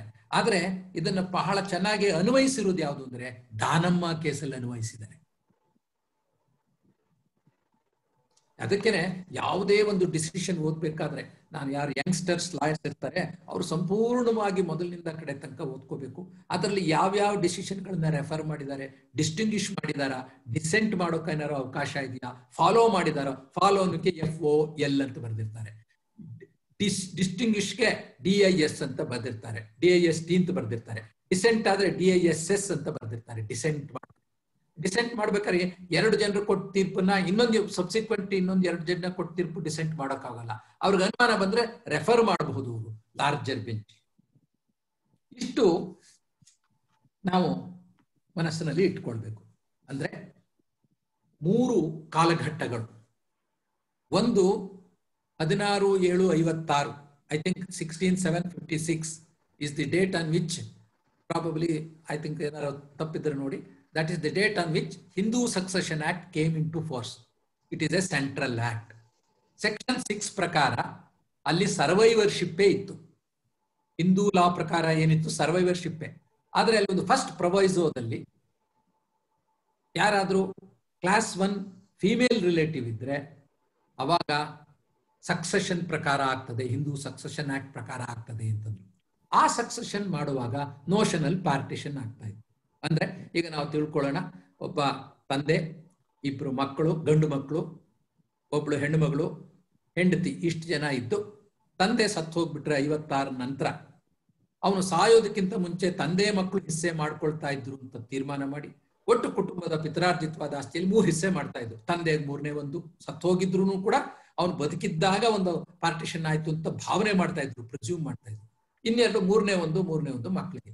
ಈ 3ನೇ ಒಂದು ಭಾಗ ತಂದೆಗೆ ಸಿಗಬಹುದಾಗಿದ್ದಂತಹ ಹಿಸ್ಸೆ ಹಾಕಿದೆಯಲ್ಲ, ಅದರಲ್ಲಿ ಈಗ 2 ಗಂಡು ಮಕ್ಕಳು, ಈ ಒಬ್ಳು ಹೆಣ್ಣು ಮಗಳು, ಮದುವೆ ಆಗಿರ್ಲಿ ಆಗಿಲ್ದೆ ಹೋಗ್ಲಿ, ಮತ್ತು ವಿಧವೆ, ಇಷ್ಟು ಜನಕ್ಕೆ ಏನ್ ಮಾಡೋರು 4. ಅಂದ್ರೆ ಈ 33 ಪೈಸಾನ ಮತ್ತೆ 4 ವಿಭಾಗ ಮಾಡೋರು. ಹೌದಾ? ಆ 4 ವಿಭಾಗ ಅಂದ್ರೆ ಬರ್ತಾ ಇದ್ದದ್ದು 8 ಪೈಸೆ ಬರೋದು ಹೆಣ್ಮಗುಗೆ, ಒಂದು 100 ಪೈಸೆಲಿ,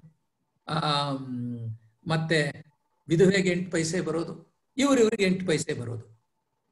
ಹೌದಾ? ಆದ್ರೆ ಈಗ ಈ 99/2005 ಇಂದ ಆದ ನಂತರ ಹಿಸ್ಸೆಯಲ್ಲಿ ಏನ್ ಬರ್ತದೆ ಅವ್ರಿಗೆ, ಆಕೆಗೂ ಸಮಾನವಾದ 3ನೇ ಒಂದು ಭಾಗ ಬರ್ತದೆ. 3ನೇ ಒಂದು ಭಾಗ ಅಂದ್ರೆ 33 ಪೈಸಾ 33 ಪೈಸಾ 33 ಪೈಸಾ 33 ಪೈಸಾ ಬರ್ತದೆ. ಅಲ್ಲ ಸಾರಿ, 4ನೇ ಒಂದು ಭಾಗ ಬರ್ತದೆ. ತಂದೆಗೆ ಒಂದು ಭಾಗ 25 ಪೈಸಾ ಅವಳಿಗೆ ಬರ್ತದೆ, 25 ಪೈಸಾ ಮಕ್ಕಳಿಗೆ. ಆ 25 ಪೈಸೆ ತಂದೆಗೆ ಏನ್ ಬರಬಹುದಾಗಿತ್ತಲ್ಲ, ಅದು ಮತ್ತೆ ಪುನಃ ಎಷ್ಟು ಭಾಗ ಆಗುತ್ತೆ ಅಂತ ಹೇಳಿದ್ರೆ 4 ಭಾಗ ಆಗುತ್ತೆ. ವಿಧವೆಗೆ, ಮಗಳಿಗೆ, 2 ಹೆಣ್ಮಕ್ಳಿಗೆ, ಅಂದ್ರೆ 6 ಪೈಸೆ. ಅಂದ್ರೆ ವಿಧವೆಗೆ ಮೊದಲು 8 ಪೈಸೆ ಸಿಗ್ತಾ ಇತ್ತಲ್ಲ ನೋಷನಲ್ ಪಾರ್ಟಿಷನ್ ಅಲ್ಲಿ, ಅನ್ಅಮೆಂಡೆಡ್ 6 ಅಲ್ಲಿ, ಅದು ಅವಳಿಗೆ ಇನ್ನೂ ಕಡಿಮೆ ಆಗೋಯ್ತು. ಯಾಕೆ ಹೇಳ್ತಾ ಇದ್ದೀನಿ ನಿಮಗೆ ಇದು ಅಂದ್ರೆ, ಇದರಲ್ಲಿ ವಿಮೆನ್ ರೈಟೇ ಹೊರತು ಡಾಟರ್ಸ್ ರೈಟು ಮದರ್ಸ್ ರೈಟ್ ಅನ್ನೋ ಪ್ರಶ್ನೆ ಅಲ್ಲ. ಇಲ್ಲಿ ವಿಮೆನ್ ಆಸ್ ಎ ಕ್ಲಾಸ್ ನೋಡ್ಬೇಕು. Women as a class, there cannot be a discrimination amongst the one group itself. In fact mother ಏನ್ ಪರಿಸ್ಥಿತಿ, ಅಷ್ಟು ವರ್ಷಗಳು ಗಂಡನ ಜೊತೆ ಜೀವನ ಮಾಡಿ ತನಗೆ ಆಧಾರವಾಗಿರ್ತಕ್ಕಂಥ ಗಂಡ ಸತ್ತು ಹೋಗಿರ್ತಾನೆ, ಮಕ್ಕಳು ಸರ್ತಿ ಕೆಲವು ಸರ್ತಿ ಹೊಂದದಲ್ಲೇ ಇರಬಹುದು, ಮದುವೆ ಆಗಿರೋ ಮಗಳ ಮನೆಗೆ ಹೋಗೋಕ್ಕಾಗಲ್ಲ, ಮಕ್ಕಳ ಜೊತೆ ಹೊಂದ್ಕೊಳ್ಳೋಕ್ಕಾಗಲ್ಲ, ಆಕೆಗೆ ಆರೋಗ್ಯ ಎಲ್ಲ ಕೆಟ್ಟು ಹೋಗಿರ್ತದೆ. ಅಂಥ ಪರಿಸ್ಥಿತಿಯಲ್ಲಿ ಅವಳಿಗೆ ಸಿಗುತ್ತಾ ಇದ್ದದ್ದಕ್ಕಿಂತನೂ ಕಡಿಮೆ ಆಯಿತು. ಈ ವಿಚಾರದಲ್ಲಿ ನಾನು ಒಂದು ಆರ್ಟಿಕಲ್ ಬರೆದು ಈಗ ಅದನ್ನು ಯಾರೋ ಒಬ್ರು ಸರ್ಕಾರಕ್ಕೆ ತಗೊಂಡೋಗಿದ್ದಾರೆ. ಸರ್, ಇದನ್ನ ನಾವು ಏನಾದ್ರೂ ಮಾಡಿ ಸರ್ತಿ ಕರ್ನಾಟಕ ಸರ್ಕಾರದಲ್ಲಿ ವಿಧವೆಗೂ ಕೂಡ ಹೆಣ್ಣು ಮಕ್ಕಳು ಗಂಡು ಮಕ್ಕಳಿಗೆ ಕೊಡುವಷ್ಟೇ ಹಿಸ್ಸೆ ಕೊಡಿಸ್ಬೇಕು ಅಂತ ಹೇಳಿದ್ದಾರೆ. ಅದು ಅವರಿಗೆ ಬಿಟ್ಟದ್ದು, ಅವರ ವಿವೇಚನೆಗೆ ಸಂಬಂಧಪಟ್ಟಂತಹದ್ದು. ಯಾರೋ ಒಬ್ರು ಓದಿ ಹೇಳಿದ್ರು, ಅತ್ಯಂತ ಉತ್ತಮವಾಗಿ ಬರೆದಿದ್ದೀರಾ ನೀವು, ವಿಧವೆಗೆ ಹೇಗೆ ಕಡಿಮೆ ಆಯ್ತು. ವಿಧವೆನೂ ಕೂಡ ಅದಕ್ಕೆ ಇನ್ನೊಂದು ನಿಮ್ಗೆ ಹೇಳ್ತೀನಿ, ಒಂದು ಸುಪ್ರೀಂ ಕೋರ್ಟ್ ನ ಒಂದು ಜಡ್ಜ್ಮೆಂಟ್ ಇದೆ, ಬರ್ಕೊಳ್ಳಿ. AIR 1978 SCC 3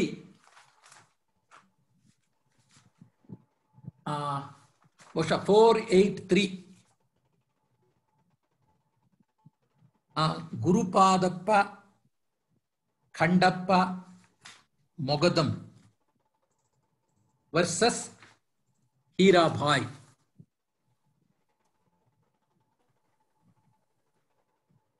ಅದು ಪೇಜು 383. ಇದು ತ್ರಿಸದಸ್ಯ ಪೀಠ. ಈಗ ಯಾರು supreme court judge justice Chandrachud ಇದಾರಲ್ಲ, ಅವ್ರ ತಂದೆ YV ಚಂದ್ರಚೂಡ್ ಅವರು ಬರೆದಂತಹದ್ದು, ಚೀಫ್ ಜಸ್ಟಿಸ್ ಆಗಿದ್ದಾಗ. ಪ್ಯಾರಾಗ್ರಾಫ್ 13 ಪ್ರತಿಯೊಬ್ಬರು ಓದಬೇಕಾದಂತಹದ್ದು. ನೋಡಿ, ಈಗ ಹಾಲಿ ನಮ್ಮ ಕರ್ನಾಟಕ ರಾಜ್ಯದಲ್ಲಿರ್ತಕ್ಕಂಥ ಬೆಳಗಾಂ, ಉತ್ತರ ಕನ್ನಡ, ಹಾವೇರಿ, ಧಾರವಾಡ, ಗದಗ್, ಬಾಗಲಕೋಟ್, ವಿಜಯಪುರ, ಇಷ್ಟು 7 ಜಿಲ್ಲೆಗಳು ಹಿಂದೆ ಮುಂಬೈ ಪ್ರಾಂತ್ಯಕ್ಕೆ ಸೇರಿತ್ತು. ಕರ್ನಾಟಕ ಏಕೀಕರಣ ಆಗುವುದಕ್ಕಿಂತ ಮುಂಚೆ ಈ 7 ಜಿಲ್ಲೆಗಳು ಮುಂಬೈ ಪ್ರಾಂತ್ಯಕ್ಕೆ ಸೇರಿತ್ತು. ಆ ಮುಂಬೈ ಪ್ರಾಂತ್ಯದಲ್ಲಿ ಹಿಂದೂಗಳ ನಡುವೆ, ಅಂದ್ರೆ ತಂದೆ ಸತ್ತು ಹೋದಾಗ, ಗಂಡ ಸತ್ತು ಹೋದಾಗ ಮಕ್ಕಳು ಹಿಸ್ಸೆ ಮಾಡಿಕೊಂಡ್ರೆ ಪಿತ್ರಾರ್ಜಿತವಾದ ಆಸ್ತಿಯಲ್ಲಿ ತಾಯಿಗೆ ಮಗನಂತೆನೆ ಒಂದು ಹಿಸ್ಸೆ ಕೊಡಬೇಕು. ಅಲ್ಲಿಯ ಕಾನೂನದು, ಅದು ಅನ್ವಯಿಸ್ಕೊಂಡು ಬಂದಿದ್ದಾರೆ. ಅಷ್ಟೇ ಅಲ್ಲ, ನೋಷನಲ್ ಪಾರ್ಟಿಷನ್ಗೂ ಪುನಃ ಅವರಿಗೆ ಸಿಕ್ಕತ್ತೆ. ಈಗ ಆ ಜಿಲ್ಲೆಗಳು ನಮ್ಮ ಕರ್ನಾಟಕದಲ್ಲಿ ಬಂದು, ಈಗಲೂ ಕೂಡ ಅದನ್ನ ಈ 7 ಜಿಲ್ಲೆಗಳಲ್ಲಿ ನಮ್ಮ ನ್ಯಾಯಾಧೀಶರು ಅನುಸರಿಸಿಕೊಡ್ತಾ ಇದ್ದಾರೆ. Because it's a law reiterated by the Supreme Court in its judicial decision stated above. ಅಂದ್ರೆ ಆ 7 ಜಿಲ್ಲೆಗಳಲ್ಲಿ ವಿಧವೆಯರಿಗೆ ಮಾತ್ರ ಅಟ್ಟೆ ಪಾರ್ಟಿಷನ್ ಸಮಾನವಾದ ಹಕ್ಕು ಬರುತ್ತದೆ. ಆದ್ರೆ ಇಲ್ಲಿ ಉಳಿದ ಹೈದರಾಬಾದ್ ಕರ್ನಾಟಕ ಪ್ರಾಂತ್ಯ ಇರಬಹುದು, ಕೋಸ್ಟಲ್ ಇರಬಹುದು, ಅಥವಾ ಮೈಸೂರು ಪ್ರಾಂತ್ಯ ಅರ್ಲಿಯರ್ ಇಲ್ಲಿ ಅಪ್ಲೈ ಆಗೋದಿಲ್ಲ. Is it not A discrimination within the purview of Article 14 of the Constitution of India? ಇದನ್ನೆಲ್ಲ ನಾನು ಗ್ರಹಿಸಿ ಒಂದು ಆರ್ಟಿಕಲ್ ಬರೆದು ಕೊಟ್ಟಿದ್ದೀನಿ. ನೋಡೋಣ how it will be.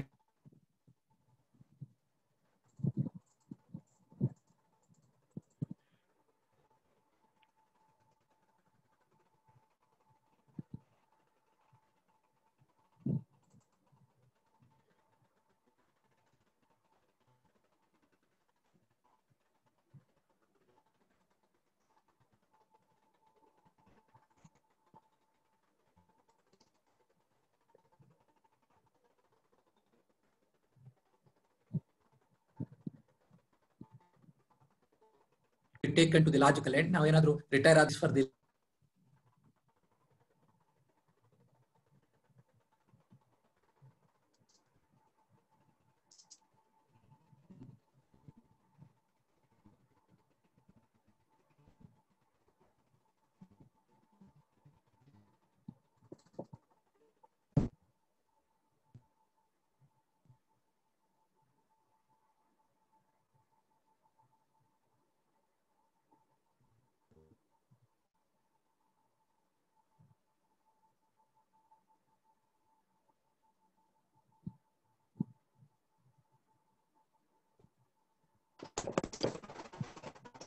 My apologies, my lord.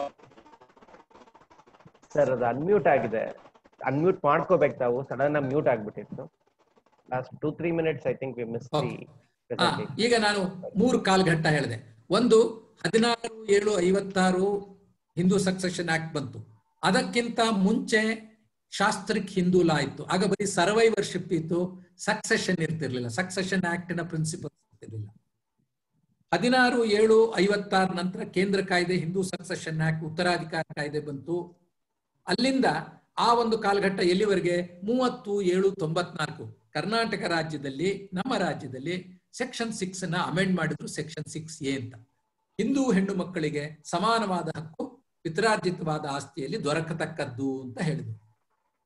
ಅದರ ಒಂದು ಕೇವಿಯಟ್ ಹಾಕಿದ್ರು. ಅದರಲ್ಲಿ ಅದಕ್ಕಿಂತ ಮುಂಚೆ ಮದುವೆ ಆಗಿದ್ರೆ, ಅದಕ್ಕಿಂತ ಮುಂಚೆ ಕುಟುಂಬದಲ್ಲಿ ಪಾರ್ಟಿಷನ್ ಆಗಿದ್ರೆ ಅವ್ರಿಗೆ ಹಕ್ಕು ಬರೋಲ್ಲ ಅಂತ ಹೇಳಿದ್ರು. ಆ ರೀತಿಯ ಮದುವೆ ಆಗಿರುವಂತ ವಿಚಾರದಲ್ಲಿ ಅದು 99/2005 ಬಂದಂತ ಸೆಕ್ಷನ್, ಅಮೆಂಡೆಡ್ ಸೆಕ್ಷನ್ಗೆ ವಿರೋಧವಾದ್ರಿಂದ ಅದು ಅಸಿಂಧು ಅಂತ ಹೇಳಿ ಸುಗಲಾಬಾಯ್ ವರ್ಸಸ್ ಗುಂಡಪ್ಪ ಮರಡಿ ಕೇಸಲ್ಲಿ ವಿಸ್ತೃತವಾಗಿ ತಿಳಿಸಿದ್ದಾರೆ. ಆಮೇಲೆ 30/7/94 9/9/2005 ಅಲ್ಲಿಗೊಂದು ಕಾಲಘಟ್ಟ. ಅಲ್ಲಿ ತನಕನೂ ನಮ್ಮ ರಾಜ್ಯದಲ್ಲಿ ಆ ಕಾನೂನು ಇತ್ತಲ್ಲ. ಅಕಸ್ಮಾತ್ 30/7/94 ಹಿಂದೆ ಆ ಮದುವೆ ಆದಂತವ್ರು ಬಿಟ್ರೆ ಬೇರೆಯವ್ರಿಗಂತೂ ಹಿಸ್ಸೆ ಆಗಿಲ್ದೋದ್ರೆ ಬೇರೆಯವ್ರಿಗಂತೂ ಸಿಗಲೇಬೇಕಾಗಿತ್ತ. ಅದು ಯಾವ ರೀತಿನಲ್ಲೂ ಆರ್ಟಿಕಲ್ 254 ಆಫ್ ದಿ ಕಾನ್ಸ್ಟಿಟ್ಯೂಷನ್ಗೆ ವಿರೋಧವಾದದ್ದಲ್ಲ, ರಿಪಗ್ನೆಂಟ್ ಅಲ್ಲ. ಅಲ್ಲಿಂದ 9/9/2005 ನಂತರ ಬಂದಂತ ಒಂದು ಕಾಯ್ದೆ, ಸಮಾನವಾದ ಹಕ್ಕು. ಅದರಲ್ಲಿ ಯಾವಾಗ್ಲಾರು ಮದುವೆ ಆಗಿರ್ಲಿ, no problem, irrespective of the date of birth, irrespective of the marriage, a daughter is entitled for equal share along with a son ಅಂತಕ್ಕಂಥ ಪ್ರಶ್ನೆ ಬಂತು. ಇಲ್ಲಿ ನೀವು ನೋಡಿದಾಗ ಸ್ವಲ್ಪ ಎಲ್ಲೋ ಅನುಮಾನ ಬರುತ್ತಲ್ಲ, ಸರ್ ಯಾವಾಗ್ಲಾದ್ರೂ ಹುಟ್ಟಿರ್ಲಿ, ಯಾವಾಗ್ಲಾದ್ರೂ ಮದುವೆ ಆಗಿರ್ಲಿ ಅಂದ್ರೆ ರೆಟ್ರಾಸ್ಪೆಕ್ಟಿವಿಟಿ ಆಗೋದಿಲ್ವೇ ಸಾರ್ ಅದಂತ ನೀವು ಕೇಳ್ಬೋದು. ಇಲ್ಲ, ರೆಟ್ರಾಸ್ಪೆಕ್ಟಿವಿಟಿ ಅಂತ ಹೇಳಿದ್ರೆ ಒಂದು ಕಾನೂನು ಜಾರಿಗೆ ಬಂದ ದಿನದಿಂದ ಹಿಂದಕ್ಕೆ ಅನ್ವಯವಾಗೋ ರೀತಿಯಲ್ಲಿ ಸಂಪೂರ್ಣವಾದ, ಅಂದ್ರೆ ವೆಸ್ಟೆಡ್ ರೈಟ್ಸ್ ಅನ್ನು ಕೂಡ ಕಿತ್ತಾಕ್ತಕ್ಕಂಥದ್ದು ವ್ಯವಸ್ಥೆ ಆಗ್ಬಿಡ್ತದೆ. ಅಂದ್ರೆ ಪಾರ್ಟಿಷನ್ ಆಗಿದ್ರು ಅದೇನು ಪ್ರಾಬ್ಲಮ್ ಇಲ್ಲ, ಅಥವಾ ಮಾರಾಟ ಮಾಡಿದ್ರು ಏನಾಯ್ತು ಪ್ರಾರಂಭ ಇಲ್ಲ ಅನ್ನೋ ಪ್ರಶ್ನೆ ಬಂದ್ಬಿಡುತ್ತೆ. ಅಂದ್ರೆ it gives rise to opening a Pandora box of litigation ಆಗ್ಬಿಡ್ತದೆ. ಇಲ್ಲಿ ಈ ಏನಿದೆಯಲ್ಲ, ಯಾವಾಗ ಬೇಕಾದ್ರೂ ಹುಟ್ಟಿರ್ಬೋದು, ಯಾವಾಗ ಬೇಕಾದ್ರೂ ಮದುವೆ ಆಗಿರ್ಬೋದು, whether marriage has taken place after or prior to 99/2005 or whether the birth has taken place prior to 99/2005 after, it has no much relevance. ಅಂಥ ಸಂದರ್ಭವನ್ನ ನಾವು ರೆಟ್ರೋ ಆಕ್ಟಿವ್ ಅಂತ ಕರಿತೀವಿ, ನಾಟ್ ರೆಟ್ರಾಸ್ಪೆಕ್ಟಿವ್, ರೆಟ್ರೋ ಆಕ್ಟಿವ್ ಅಂತ ಕರಿತೇವೆ. ಅದರಿಂದ ಇಲ್ಲಿ ಮುಖ್ಯವಾಗಿ ನೀವು ನೋಡಬೇಕಾದದ್ದು ಏನು ಅಂತ ಹೇಳಿದ್ರೆ ಪ್ಯಾರಾಗ್ರಾಫ್ 69, ಪ್ಯಾರಾ 69ರಲ್ಲಿ ಬಹಳ ಚೆನ್ನಾಗಿ ಹೇಳಿದ್ದಾರೆ.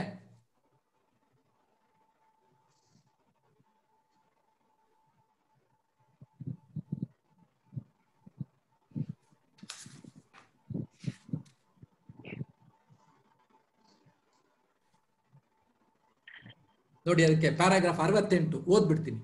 It is by birth that interest in the property is acquired.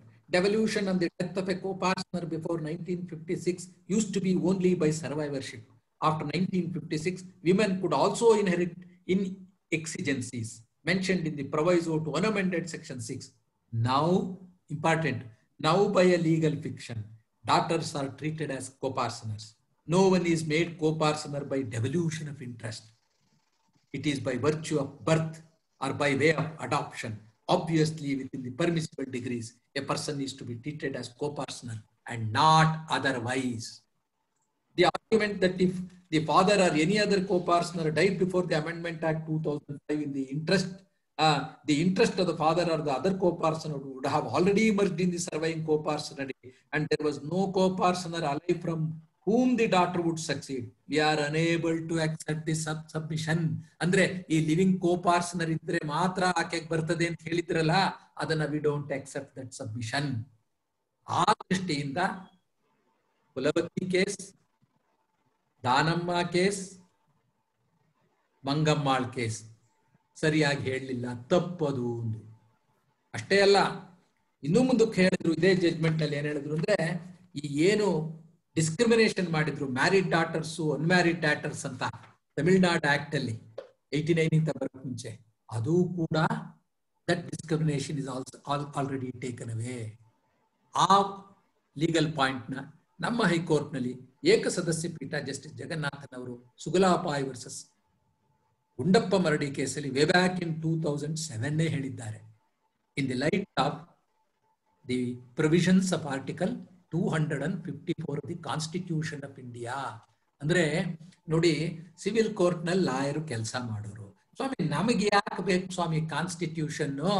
ನಮಗೆ ಏನಿದ್ರು civil, criminal, CRPC, IPC, CPC, Hindu law ಇಷ್ಟಲ್ವೇ ಅಂತ ನೋಡಿ ಎಲ್ಲಿ ಯಾವ್ಯಾವ್ದು ಬರ್ತದೆ. ಅಂದ್ರೆ ಯಾವ್ದಾದ್ರೂ ಒಂದು ಕಾಯ್ದೆ ತಿದ್ದುಪಡಿ ಆದ್ರೆ ಅದು ಪೂರ್ವಾನ್ವಯವಾಗುತ್ತೋ ಅಥವಾ ಮುಂದಕ್ಕೆ ಬರುತ್ತೋ ಅನ್ನೋದು ತೀರ್ಮಾನ ಮಾಡಿ, ಅದು ಇಂಟರ್ಪ್ರಿಟೇಷನ್ ಆಫ್ ಸ್ಟ್ಯಾಚ್ಯೂಟ್ಸ್ ಅಲ್ಲೂ ಬರ್ತದೆ. ಮತ್ತೆ ಆ ರೀತಿ ಇಂಟರ್ಪ್ರಿಟ್ ಮಾಡಿದ್ರೆ ಅದರ ಪರಿಣಾಮ ಏನು ಅನ್ನೋದು ಆರ್ಟಿಕಲ್ 254 ಆಫ್ ದ ಕಾನ್ಸ್ಟಿಟ್ಯೂಷನ್ ಅಲ್ಲೂ ಇರ್ತದೆ. ಅದರಿಂದ ನಮ್ಮ ಬಹಳ ಮಿತ್ರರಿಗೆ ಹೇಳೋದು, ಯಾವಾಗ್ಲೂ ನಮ್ಮ ಹತ್ರ ಒಂದು ಸಣ್ಣದು MP ಭಕ್ಷಿತ್ PM ಭಕ್ಷಿತ್ ಒಂದು ಸಣ್ಣ ಕಾನ್ಸ್ಟಿಟ್ಯೂಷನ್ ಬುಕ್ ಇಟ್ಕೊಂಡಿರ್ಲೇಬೇಕು. Very very relevant. ನಾವು ಅನ್ಕೊಂಡ್ಬಿಟ್ಟಿರ್ತೀವಿ ILR ಬಂದ್ರೆ ಬರೀ CPC ಇಂಥದನ್ನೇ ಓದೋದು, ಅಷ್ಟು ಸಾಲದು. ಸ್ವಲ್ಪ ಅಲ್ಲಿ ಬಂದಿರತಕ್ಕಂಥ ಕಾನ್ಸ್ಟಿಟ್ಯೂಷನ್ ಬಗ್ಗೆ ಬಂದಿರತಕ್ಕಂಥ ಡಿಸಿಷನ್ಗಳನ್ನು ಕೂಡ ಓದಬೇಕು ಅನ್ನೋದು ನನ್ನ ಅನಿಸಿಕೆ. ಇಲ್ಲಿ ಮುಖ್ಯವಾಗಿ ಭಾವಿಸ್ಬೇಕಾದಂತಹದ್ದು ನಾವು ಸೆಕ್ಷನ್ 6 ಅಲ್ಲಿ ಈಗ 2005 ನಂತರ ಬಂದಿದ್ಯಾ ದಾವಾ? ಮುಂಚೆ ಬಂದಿದ್ಯಾ? ಮುಂಚೆ ಬಂದಿದ್ದು ಫೈನಲ್ ಡಿಕ್ರಿ ಆಗಿ ಹೋಗಿದ್ಯಾ? ಫೈನಲ್ ಡಿಕ್ರಿ ಆಗಿಲ್ಲದೆ ಹೋದ್ರೂ ಕೂಡ ಅಂಥ ಹೆಣ್ಣು ಮಕ್ಕಳಿಗೆ ಸಮಾನವಾದ ಹಕ್ಕು ಸಿಕ್ಕುತ್ತೆ. ಪಾರ್ಟಿಷನ್ ಆಗಿಬಿಟ್ಟಿದ್ರೆ, ಇಲ್ಲ ಪಾರ್ಟಿಷನ್ ಆಗಿ ಹೋಗಿದೆ, ನಾವು ರಿಜಿಸ್ಟರ್ಡ್ ಪಾರ್ಟಿಷನ್ ಆಗದಿಲ್ಲದೆ ಹೋದ್ರೂ ಬೇರೆ ರೀತಿ ಮಾಡ್ಕೊಂಡಿದ್ದೀವಿ ಇನ್ನೋರ್ಗೆ, ಅವರು ಪ್ರಬಲವಾಗಿ ದಾಖಲಾತಿ ಸಾಕ್ಷ್ಯಗಳನ್ನ ಒಪ್ಪಬಹುದಾದ ರೀತಿಯಲ್ಲಿ ನೀಡಿ ತಮ್ಮ ನಿಲುವನ್ನ ಸಮರ್ಥಿಸಿಕೊಳ್ಬೇಕು. ಯಾವ ಹೆಣ್ಣು ಮಗು ಸಮಾನವಾದ ಹಕ್ಕನ್ನು ಕೇಳ್ತಾಳೋ ಅವ್ರ ತಂದೆ ಬದುಕಿರ್ಲೇಬೇಕು ಅಂತ ದಿವಸ ಅಂತಿಲ್ಲ. ಮತ್ತು ಆಕೆಗೆ ಹಿಸ್ಸೆಯ ಹಕ್ಕು ಬರ್ತಿಂದನೇ ಬಂದಿದ್ರಿಂದ she can enforce her right by way of filing a partition suit also. ಮತ್ತು 30/12/94 ಇಂತ ಮುಂಚೆ ಮಾರಾಟ ಆಗಿ ಹೋಗಿದ್ರೆ, ರಿಜಿಸ್ಟರ್ಡ್ ಪಾರ್ಟಿಷನ್ ಡೀಡ್ ಆಗಿದ್ರೆ ಅಂಥ ಮೊಕದ್ದಮೆಗಳಲ್ಲಿ ಅವರಿಗೆ ಸಮಾನವಾದ ಹಕ್ಕು ಸಿಕ್ಕೋಲ್ಲ. ಅದ್ರ ಒಂದು ಪ್ರಶ್ನೆ ಅಂದ್ರೆ, ಈಗ 30/7/94 ನಂತರ ಹೆಣ್ಣು ಮಗಳು ಆಕೆ ಮದುವೆ ಆಗಿರ್ಲಿ ಮದುವೆ ಆಗಿಲ್ದೆ ಹೋಗ್ಲಿ ಒಂದ್ ಪಕ್ಷ ದಾವೆ ಹಾಕಿದ್ದು ಅದು ಒಂದಲ್ಲ ಒಂದು ಹಂತದಲ್ಲಿ ಇನ್ನು ಜಾರಿಲೇ ಇದೆ, ಫೈನಲ್ ಡಿಗ್ರಿ ಆಗಿಲ್ಲ, ಕೊನೆಗೆ ಸುಪ್ರೀಂ ಕೋರ್ಟ್ ಅಲ್ಲಿ ಕೂಡ ಇದೆ ಅಂದ್ರೆ, will be entitled, according to me she will be entitled for an equal share, because the parliament in its wisdom has thought that there should not be any discrimination between a daughter and a son.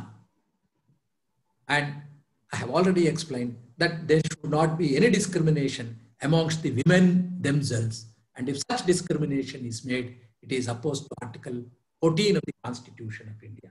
ಬಹಳ ಚೆನ್ನಾಗಿ ಬರೆದಿದ್ದಾರೆ. ಅದಕ್ಕೆ ಒಂದು ನಿರ್ದೇಶನ ಕೊಟ್ಟಿದ್ದಾರೆ. ನೂರಾರು ಅನೇಕ trial courts ಅಲ್ಲಿ, ಹೈಕೋರ್ಟ್ಗಳಲ್ಲಿ ಈ ರೀತಿ ಪಾರ್ಟಿಷನ್ಗೆ ಸಂಬಂಧಪಟ್ಟಂತೆ, ಪಿತ್ರಾರ್ಜಿತವಾದ ಆಸ್ತಿಗಳ ಹಿಸ್ಸೆಗೆ ಸಂಬಂಧಪಟ್ಟಂತೆ ಮೊಕದ್ದಮೆಗಳಿದೆ. ಅದರಿಂದ ಅದನ್ನೆಲ್ಲ 6 ತಿಂಗಳೊಳಗಾಗಿ ತೀರ್ಮಾನ ಮಾಡಬೇಕು ಅಂತ ರಿಕ್ವೆಸ್ಟ್ ಮಾಡ್ತೀವಿ ಅಂತ ಹೇಳ್ತಾರೆ. ಅಂದ್ರೆ ಸಾಮಾನ್ಯವಾಗಿ each trial court is subordinate to the high court. Even high court is not subordinate to the supreme court. ಅದರಿಂದ ರಿಕ್ವೆಸ್ಟ್ ಅನ್ನೋ ಪದ ಉಪಯೋಗಿಸಿದ್ದಾರೆ. ಆ ರಿಕ್ವೆಸ್ಟ್ ಅಂದ್ರೆ ಏನದು? ಒಂಥರ ನಾವು ಅದನ್ನ ಮ್ಯಾಂಡೇಟ್ ಅಥವಾ ಡೈರೆಕ್ಷನ್ ಅಂತಾನೆ ಭಾವಿಸ್ಬೇಕು. ನ್ಯಾಯಾಲಯಗಳಾಗಬಹುದು ಅಥವಾ ನ್ಯಾಯವಾದಿಗಳಾಗಬಹುದು, ಇದನ್ನ ಪಾಲಿಸ್ಬೇಕು. ಅದನ್ನ ಅವ್ರು ತೀರ್ಮಾನ ಮಾಡಬೇಕು ಅಂದ್ರೆ, ನೀವುಗಳು ಈ ಪ್ಯಾಂಡಮಿಕ್ ಕಳೆದ ಮೇಲೆ ಕೇಸ್ಗಳನ್ನ ಯಾವಾಗ ಎವಿಡೆನ್ಸ್ ಎಲ್ಲ ರೆಕಾರ್ಡ್ ಮಾಡ್ತಾರೆ, ಆಗ ಎಷ್ಟು ಸಾಧ್ಯವಾಗುತ್ತೋ ಅಷ್ಟು ಬೇಗ ನ್ಯಾಯಾಲಯಗಳ ಜೊತೆ ಸಹಕರಿಸಿ ಅದು ತೀರ್ಪು ಯಾವ ರೀತಿ ಬೇಕಾದರೂ ಆಗ್ಬೋದು. ಒಂದು ತೀರ್ಪು ಮಧ್ಯಸ್ಥಿಕೆ ಮೂಲಕ ಬೇಕಾದರೂ ಆಗ್ಬೋದು. It could be through mediation also. Mediation is one of the important tools of alternative dispute resolution mechanism under section 89 of Civil Procedure Code, which has come into effect from 1/7/2002. Justice Ravindran, the Honorable Mr. Justice Ravindran, when he was the judge of the Supreme Court in the case of Afcon Infrastructure. Afcon Infrastructure reported in 2010/8 SCC 24 eloquently explained the role of the judges, as ultimately explained and made it clear that judges have a duty to persuade the parties before them, especially the trial courts, who opt for one of the 4 methods of alternative dispute resolution mechanism. Since relationship is involved amongst the parties in a civil suit for partition, especially amongst the family members, mediation is the best alternative dispute resolution mechanism. If it fails, courts are there to decide in accordance with law based on oral and documentary evidence, and the law laid down or explained by the Honorable Supreme Court in the case of Vineet Sharma. And in fact, I request all of you to read this judgment, and I think in the next SCC, you may get this decision reported, and I think I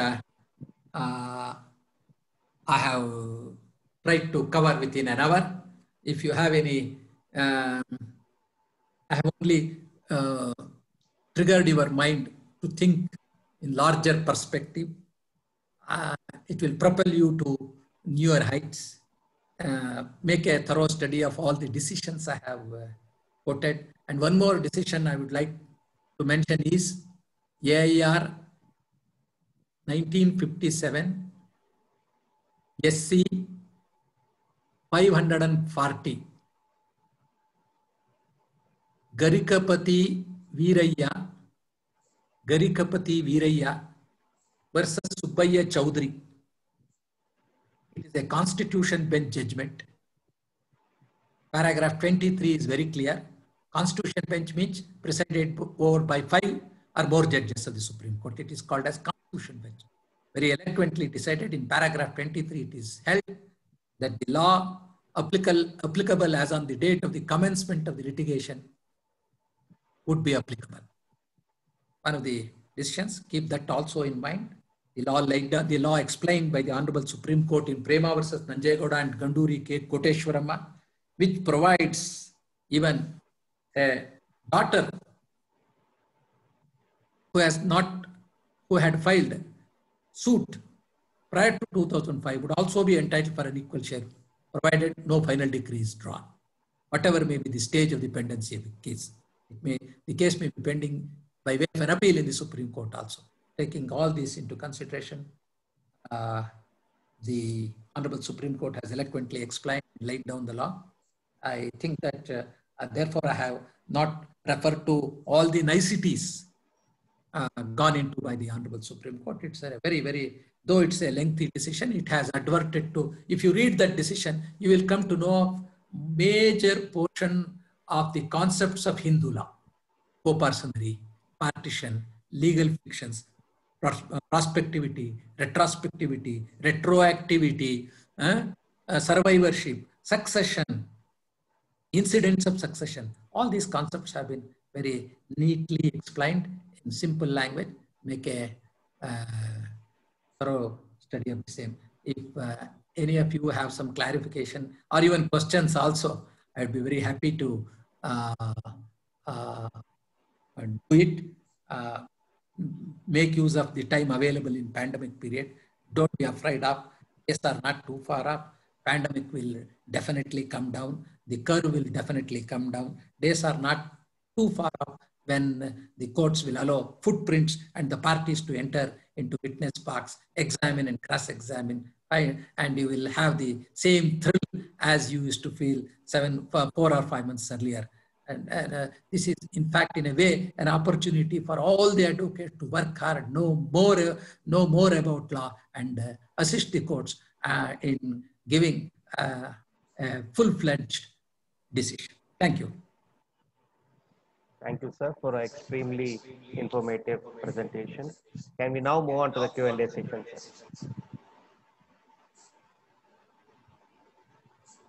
Can we have the first question, please? All right, I see Mr. Satyanarayan Gupta has raised his. Sir, I have unmuted you. Yes.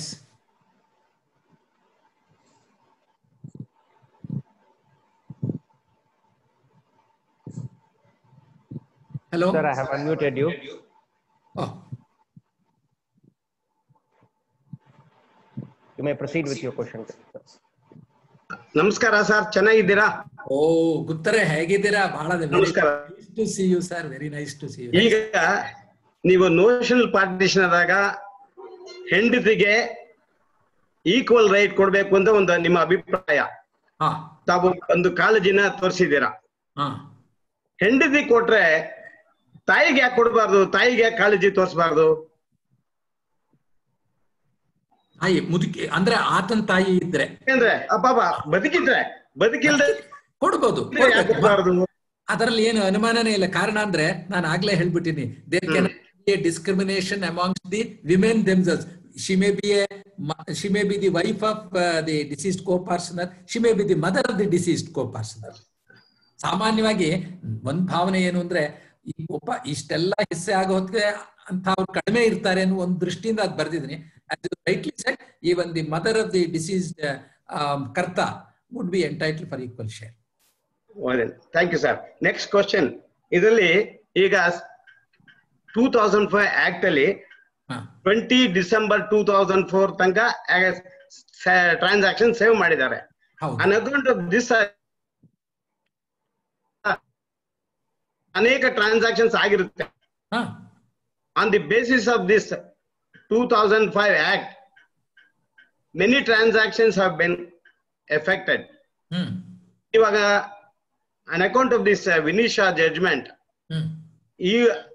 ಈಗಿನ ಎಷ್ಟೆಷ್ಟು transaction ಆಗಿದೆಯೋ ಅವನ್ನೆಲ್ಲವನ್ನು save ಮಾಡಬಹುದಾಗಿತ್ತಲ್ಲ? Save ಮಾಡಿದ್ದಾರೆ ಇವ್ರೆ, 100% save ಮಾಡಿದ್ದಾರೆ. Statutory recognition ಏನ್ ಮುಟ್ಟಿಲ್ಲ.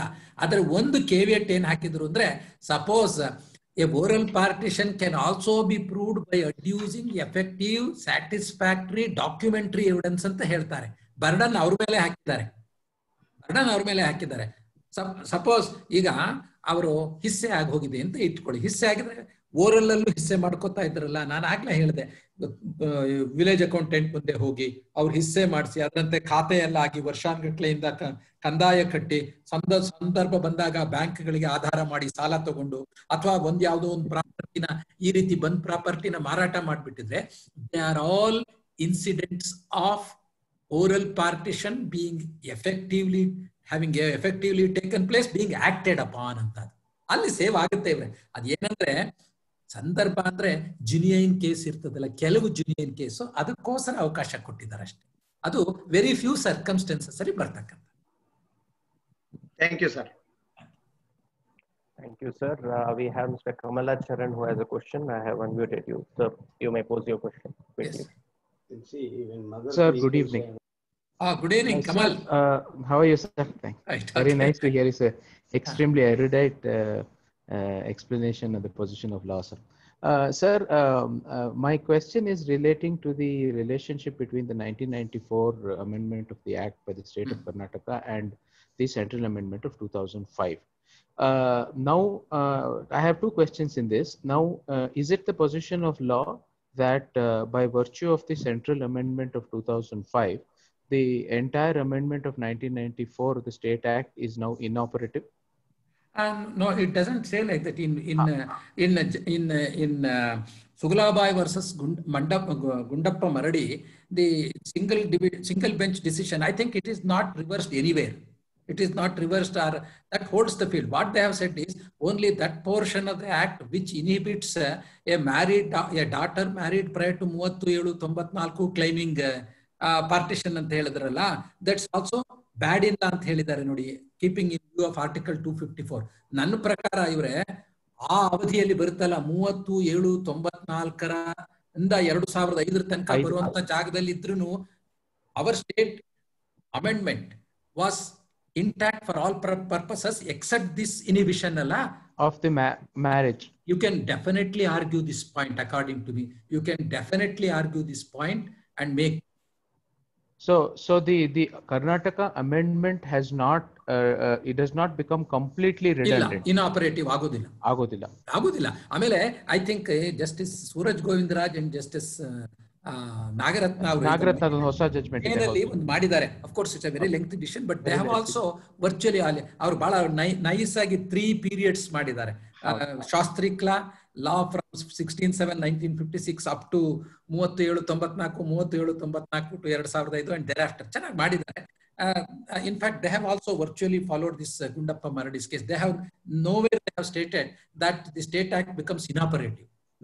But then, sir, for suits that are filed after the coming into force of the Central Amendment of 2005, now does one apply the Central Amendment or can one apply the State Amendment then? But I think ನಾನು ಇಷ್ಟು ಕೇಳ್ತಾ ಇರೋದನ್ನ ನೀವು ಹೇಳ್ಬೋದು, ಇಂಥದ್ದನ್ನ ಮಾಡಿ ನೀವು ಹೇಳುವಾಗ ನೀವು ಹಾಕೋದು ಫೈಲ್ ಮಾಡಿಬಿಡಿ.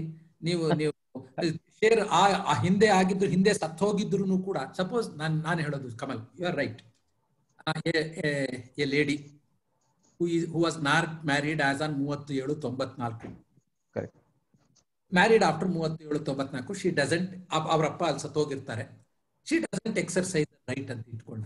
If she exercises her right now, can she be non-suited? ನನ್ನ ಪ್ರಕಾರ ಇಲ್ಲ ಅಂತ ಇವರು. No. According to me, she can't be non-suited. Correct. So it really after suits. You, the members of the bar, will have to argue this point and enlighten the scope of Article 254, how it is applicable to a limited extent where the state-made law was perfect for all practical purposes. Yes. For all practical. Thank you so much. Thank you, sir. I'm very happy. I wanted any one of you to put the questions, and Kamal has rightly raised this issue. There will be a number of suits based on this. You can argue this point because ultimately the court may not accept. It may go to High Court or Supreme Court where the law will be laid down. It will be once again interpreted. It is how probably ಏನಾಗಿದೆ ಗೊತ್ತಾ ಇವ್ರೆ, if this Gundappa Maradi's case had been referred to before the pre-bench decision, they would have dealt with that also. ಅಲ್ಲಿ ಏನಾಯ್ತು ಅಂದ್ರೆ Mr. Kamal, the point that was urged in Vineet Sharma's case was with regard to the entitlement of a daughter whose father was living otherwise inhibition. ಅದನ್ನ ಹೆಚ್ಚಾಗಿ ಇಟ್ಕೊಂಡು ಮಾತ್ರ ಮಾಡಿದ್ರು. We can't find fault with the bench also because it all depends upon the nature of reference made. Thank you very much, sir. Thank you, sir. I have unmuted Mr. Ramesh Chandra. Sir, you may proceed with your question.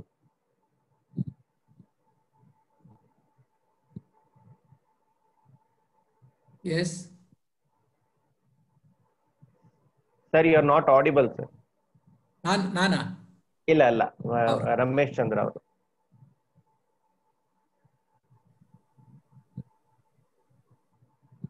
All right, I'll give you opportunity again, sir. We will go ahead with Mr. Rangarajan. Yes, sir, I have unmuted you. Sir, good evening. Namaskara. Namaskara, Rangarajan. Namaskara. Very nice to see you, sir. It was a great pleasure. It was very sharp, very focused, very enlightening, and highly debatable. Thank you, sir. Ivaga, there is a judgment of Karnataka High Court, which is also reported, but unfortunately, which has gone unnoticed. Somebody questioned the constitutional validity of proviso to the central enactment of 9/9/2005, which said a female co-parsoner Justice Anand Bhaira Reddy. Anand Bhaira Reddy. Now, sir, you can just say it is impliedly overruled, sir. But overruled. I understand. I understand. Though that decision is not referred to, it has been unequivocally held here that the legislatures in their wisdom have the power to fix the cutoff date. Correct. That has also been upheld here. Correct. One debate madidare Anand Bhaira Reddy. Sir, with due regards, you can just ignore that judgment. Let us not debate. No, we will ignore. But the point of law canvas is very interesting. Our under Article 14, when a male co-partner has no such inhibition, a female co-partner has been given such inhibition. And what is the purpose of the enactment? The award purpose. In fact, it is that judgment. There was no occasion for the learned judge to discuss many other earlier judgments. A division bench judgment of Justice R.P. Sethi in Nanjamma versus State of Karnataka, which I have referred to 1998, perfect. That is the answer. Answer for Justice Anand Bhaira Reddy's decision in that case, sir. Unfortunately, it is not appealed against. Of course, as you said, it should have been considered and held improper. Correct. Thank you, sir. Very kind of you. Thank you. Very nice to see you after a long time, sir. Yes. I had appeared before you in arbitration. All right, sir. Thank you. We have Mr. S. Basavaraj who has a question. Yes, sir. Sir, good evening. Basavaraj here. Oh, Basavaraj, good evening. Sir, I have one question, two questions actually. One pertaining to subsection 1 of section 6.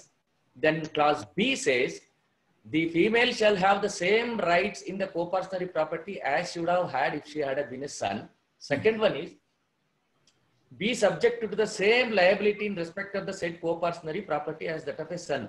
Now, section 2 says that any property to which a female Hindu becomes entitled by virtue of a subsection 1 shall be held by her with the incidence of co-partnership ownership and shall be regarded notwithstanding anything contained in this act. Therefore, one interpretation is if a woman, a daughter, gets the ancestral property and if she has children, then because of the non-obstante clause which has provided notwithstanding anything contained within this act, section 14 is out. Therefore, the ancestry chain continues and her children can file a suit for partition, sir?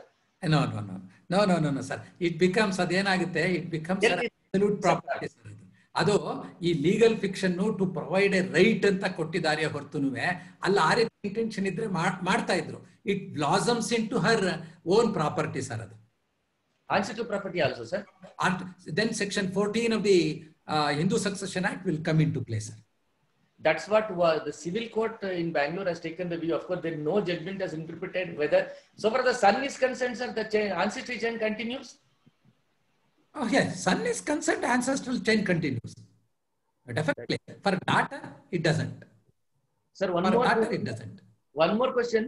That suppose let us assume that if the mother was dead after the act and she had not exercised her right, but her right will be there, her daughter, her children can definitely claim those. So during the lifetime of the daughter, if she gets a property it becomes her absolute property. Absolutely. Now there's one more question, sir. 57 Supreme Court 540, that the law which stands as in the date of filing of the suit, whether a suit filed in before 1993 blossoms into a full-fledged right after the amendment, sir? Suppose if it is pending in 1993? No. What says it was under a different context that decision was given, but please read that judgment, Justice by Justice S.R. Das. It's one of the wonderful judgments I have ever read. It's a constitutional judgment. Old judges, they had written. It was with regard to the amendment carried out to a particular provision and what is the effect of that amendment. Normal rule is that an amendment is always prospective unless it is made retrospective or the surrounding circumstances make out a clear case. Here, why I have brought that decision to your notice is only to say to this in paragraph 69, it is 68, 69, they have said if a father dies as on that day, it is only a legal fiction. Partition will not have taken place. Partition is deemed to have taken place only when a registered partition comes into effect or a final decree is passed. And you also know that a final decree is deemed to have not been passed until it is engrossed on stamp paper also. we can go, even let us assume, according to me, even if a final decree is passed, if it is not engrossed, nothing comes according to me in the way of the daughter. No, it is not executable. It has. Sir, what happens to the sales after Prakash versus Pulvati, sir? Now, suppose after Prakash versus Pulvati, several sale transactions took place in respect of the family where there was no registered partition. Now that is cleared, sir. Now that is cleared in this judgment, sir. Very, they have made it clear that they have upheld the statutory recognition of the registered partition and the final decree. But they have said in few cases where the partition is really genuine, or they can be proved by acceptable documentary evidence. Thank you, sir. Acceptable document, because even otherwise the normal law is burden is always upon the person who asserts partition. Thank you. Very kind of you. Thank you, sir. Now we have Mr. Ramesh Chandra. Yes, sir. Please go ahead. Am I audible? Yes, sir. You may proceed. Sir, Namaskar. I have one question, because Suglabai case you have indicated. That was not actually in conformity with the central objective of the enactment. Central object clearly indicate it has followed the Karnataka law. Object, when it was indicated in the object of the act, it says because Karnataka has enacted, Tamil Nadu has enacted. Yes. Even there was no repugnancy. There was no repugnancy, because repugnancy, it has given an assent of the Rashtra President. Correct. And now the Suglabai case, I think it has not considered at that point. Because no. Central object of the Central Act. You must kindly look at the object. Yes, object says, Section 6 deals with the devolution of interest of male Hindu in compulsory property and recognize the rule of devolution. Yes. By saying so, states of Andhra Pradesh, Tamil Nadu, Karnataka and Maharashtra have made necessary changes in the law, giving equal right to daughters in Hindu Mitakshara compulsory property. The Kerala legislature has enacted Kerala Joint Hindu Family Joint Families Act. That's why everything was indicated. So it said it is a bill to enact such a law. That is why it has considered the Act of Karnataka Act of 23 of 94 and also enacted the law. How it could be repugnant? No. I am not saying that the Karnataka law is not repugnant in its entirety. It is repugnant only in so far as it relates to the inhibition of married daughter married prior to 3794 claiming partition. To that extent, it is repugnant. Thank you. Thank you. Thank you, sir. Mr. Prashant Chandra, sir, you may go ahead. Namaskara, Prashant Chandra. Sir, you may unmute yourself. I have given you that option. Namaskara, sir. Namaskara, Prashant Chandra. ನಮಸ್ಕಾರ sir. ಬಹಳ ವಿಸ್ತಾರವಾಗಿ ಹೇಳಿದಿರಿ, ಚೆನ್ನಾಗಿ ಬಂತು. ಒಟ್ಟಿನಲ್ಲಿ ಹೇಳ್ಬೇಕಂದ್ರೆ ಈ ಮೊನ್ನೆ ಬಂದಂತ ವಿನೀತ್ ಶರ್ಮಾ ಜಡ್ಜ್ಮೆಂಟ್ ಅಲ್ಲಿ ಕರ್ನಾಟಕದ ಸಹ ಪಾತ್ರ ತುಂಬಾ ಇದೆ ಅಂತ ಹೇಳ್ಬೋದು. ಯಾಕಂದ್ರೆ ಇದೆಲ್ಲ ಸ್ಟಾರ್ಟ್ ಆಗ್ತದೆ ಒಂದು ಕಾಲದಲ್ಲಿ ಕರ್ನಾಟಕದಿಂದ ಅಂತ ಹೇಳ್ಬೋದು. ಕರೆಕ್ಟ್. ನನ್ನ ಪ್ರಶ್ನೆ ಇತ್ತು, ಅದನ್ನ ಬಸವರಾಜ್ ಅವರು ಕೇಳಿದ್ದಾರೆ. ಹಾಗೆ ಇನ್ನೊಂದು ಪ್ರಶ್ನೆ ಇಲ್ಲ. Status of the coparcenary property in so far as the female is concerned, ಅದನ್ನ ಕೇಳುವಂತಿದೆ. ಅದನ್ನ ತಾವಾಗಲೇ ಉತ್ತರಿಸಿದ್ದೀರಾ. ಮುಂದೆ ಯಾರಿಗಾರು ಕೇಳಬಹುದು. Vikram. All right, sir. Thank you, sir. Thank you. We have about 25 plus questions offline, sir, but I am afraid because of the time constraint, but I am trying to pick up one or two most relevant questions. Mr. Hemant Kumar has a question. We would try this. Can a divorced wife, after death of the ex-husband, can she claim a share in the ex-husband's ancestral property after his death in a pending partition suit by impleading in that suit? I repeat, repeat Martin, sir. Can a divorced wife, after death of ex-husband, can she claim a share in ex-husband's ancestral property after his death in a pending partition suit by impleading in that suit? I think ಕಷ್ಟ ಇದು ಆಗ, because ಆ status ಹೋಗ್ಬಿಟ್ಟಿದೆಲ್ಲ ಅವಳಿಗೆ. She has already lost the status ಅಲ್ಲ. ಹೌದು. Divorce ಅಂದ್ರೆ ಮೇಂಟೆನೆನ್ಸ್ಗೆ ಅಷ್ಟೇ.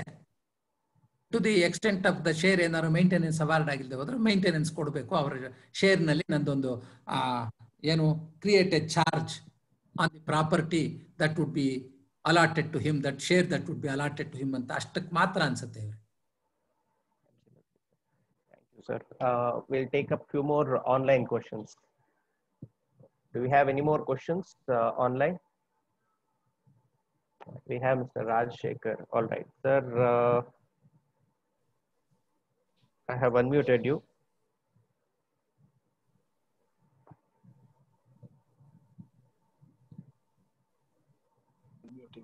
Hello, am I audible? Yes, yes, sir. Yes, sir. Yes. Hello, sir. How are you, sir? ಚೆನ್ನಾಗಿದ್ದೀನಿ ಸರ್.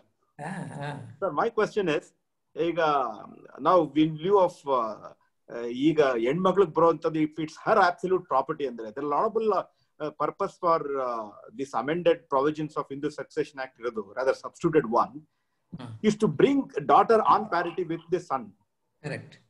ಸಪೋಸ್ ಈ ಶೇರ್ ಏನಾದ್ರು ಹೆಣ್ಮಕ್ಳಿಗೆ ಅಬ್ಸಲ್ಯೂಟ್ ಆದ್ರೆ, ಸನ್ ಅವ್ರದ್ದಾದ್ರೆ ಇಟ್ ಗೋಸ್ ಲೀನಿಯಲ್ ಡಿಸೆಂಡೆನ್ಸಿ ನಲ್ಲೇ ಹೋಗ್ಬೇಕು, ಟ್ರೀಟಿಂಗ್ ಇಟ್ ಆಸ್ ಆನ್ಸೆಸ್ಟ್ರಲ್ ಅಂದ್ರೆ ಎಲ್ಲೋ ಒಂದ್ ಕಡೆ ಇದು ಗಂಡ್ ಮಕ್ಳಿಗೆ ಅನ್ಯಾಯ ಮಾಡ್ದಂಗ ಆಗ್ಲಿಲ್ವಾ? ಅದಕ್ಕೆ ಇಲ್ಲ, ದಟ್ ಈಸ್ ದಿ ಡಿಸ್ಕ್ರಿಮಿನೇಷನ್ ಅಂತ ಏನು ಹೇಳಕ್ ಅನ್ನೋಕ್ಕಾಗೋದಿಲ್ಲ. ನಿಮ್ಗೆ ಏನ್ ಶೇರ್ ಸಿಗ್ತಾ ಇದೆಯೋ ನಿಮಗೆ ಕಡಿಮೆ ಆಯ್ತು ಹೊರತು ಅವ್ರಿಗೆ ಇಷ್ಟು ದಿವಸ you have been enjoying a larger share, deprived of their legitimate share, you know, on the basis of their share diminish ಆಗುತ್ತೆ sir. My only worry is ಹುಡುಗರದ ಸನ್ ಗಂಡ್ ಮಕ್ಳದ ಶೇರ್ ಕಡಿಮೆ ಆಗ್ತದೆ. ಅವಳಿಗೆ ಹೆಣ್ಮಗಳಿಗೆ ಅಬ್ಸಲ್ಯೂಟ್ ಅಂತ ತೋರಿಸಿ, ಗಂಡ್ ಮಕ್ಳದಿಗೆ ಇಫ್ ಇಟ್ ಇಸ್ ಆನ್ಸೆಸ್ಟ್ರಲ್ ಇದು ಲೀನಿಯಲ್ ಡಿಸೆಂಡೆನ್ಸಿ ನಲ್ಲೇ ಹೋಗ್ಬೇಕು ಅಂತಂದ್ರೆ ಶೇರ್ ಕಡಿಮೆ ಆಗೋದಿಲ್ವಾ? ಆಗ್ಬಹುದು. ಅದಕ್ಕೇನಂತ ಸಿ ಇವೆಲ್ಲ ಸೋಷಿಯಲ್ ಲೆಜಿಸ್ಲೇಷನ್ ಅಲ್ಲಿ one has to put up with all these things ಅಲ್ವಾ ಇವ್ರೆ? Next put up all these thing. ಅದಕ್ಕೇನೆ ಇವ್ರೆ ಆರ್ಟಿಕಲ್ 14 ನಾವು ಆಮೇಲೆ ಆರ್ಟಿಕಲ್ 15 ನೋಡ್ಬೇಕಾಗುತ್ತೆ. ನೋಡಿ, ಆರ್ಟಿಕಲ್ 15 ನಲ್ಲಿ ಸೋಷಿಯಲಿ ಬ್ಯಾಕ್ವರ್ಡು, ವಿಮೆನ್ನು, ಚಿಲ್ಡ್ರನ್ನು ಇವ್ರಿಗೆ ರೈಟ್ಸ್ ರಿಸರ್ವ್ ಮಾಡಬಹುದು ಅಂತ ರಿಸರ್ವೇಶನ್ ಕೂಡ ಕೊಟ್ಟಿದಾರಲ್ಲ ಸರ್. ಎಲ್ಲಿ ತನಕ ಹೇಗೆ ಅಂದ್ರೆ ಇವ್ರೆ, ಒಬ್ಬ ಕುಂಟ ಇದ್ದಾನೆ, ಆ ಕುಂಟನು ಅವನಿಗೇನೋ ಸಹಾಯ ಮಾಡ್ತಾರಲ್ಲ, ಎಲ್ಲಿ ತನಕ ಅವನು ಸ್ಟ್ರಾಂಗ್ ಆಗೋ ತನಕ ಅಷ್ಟೇ.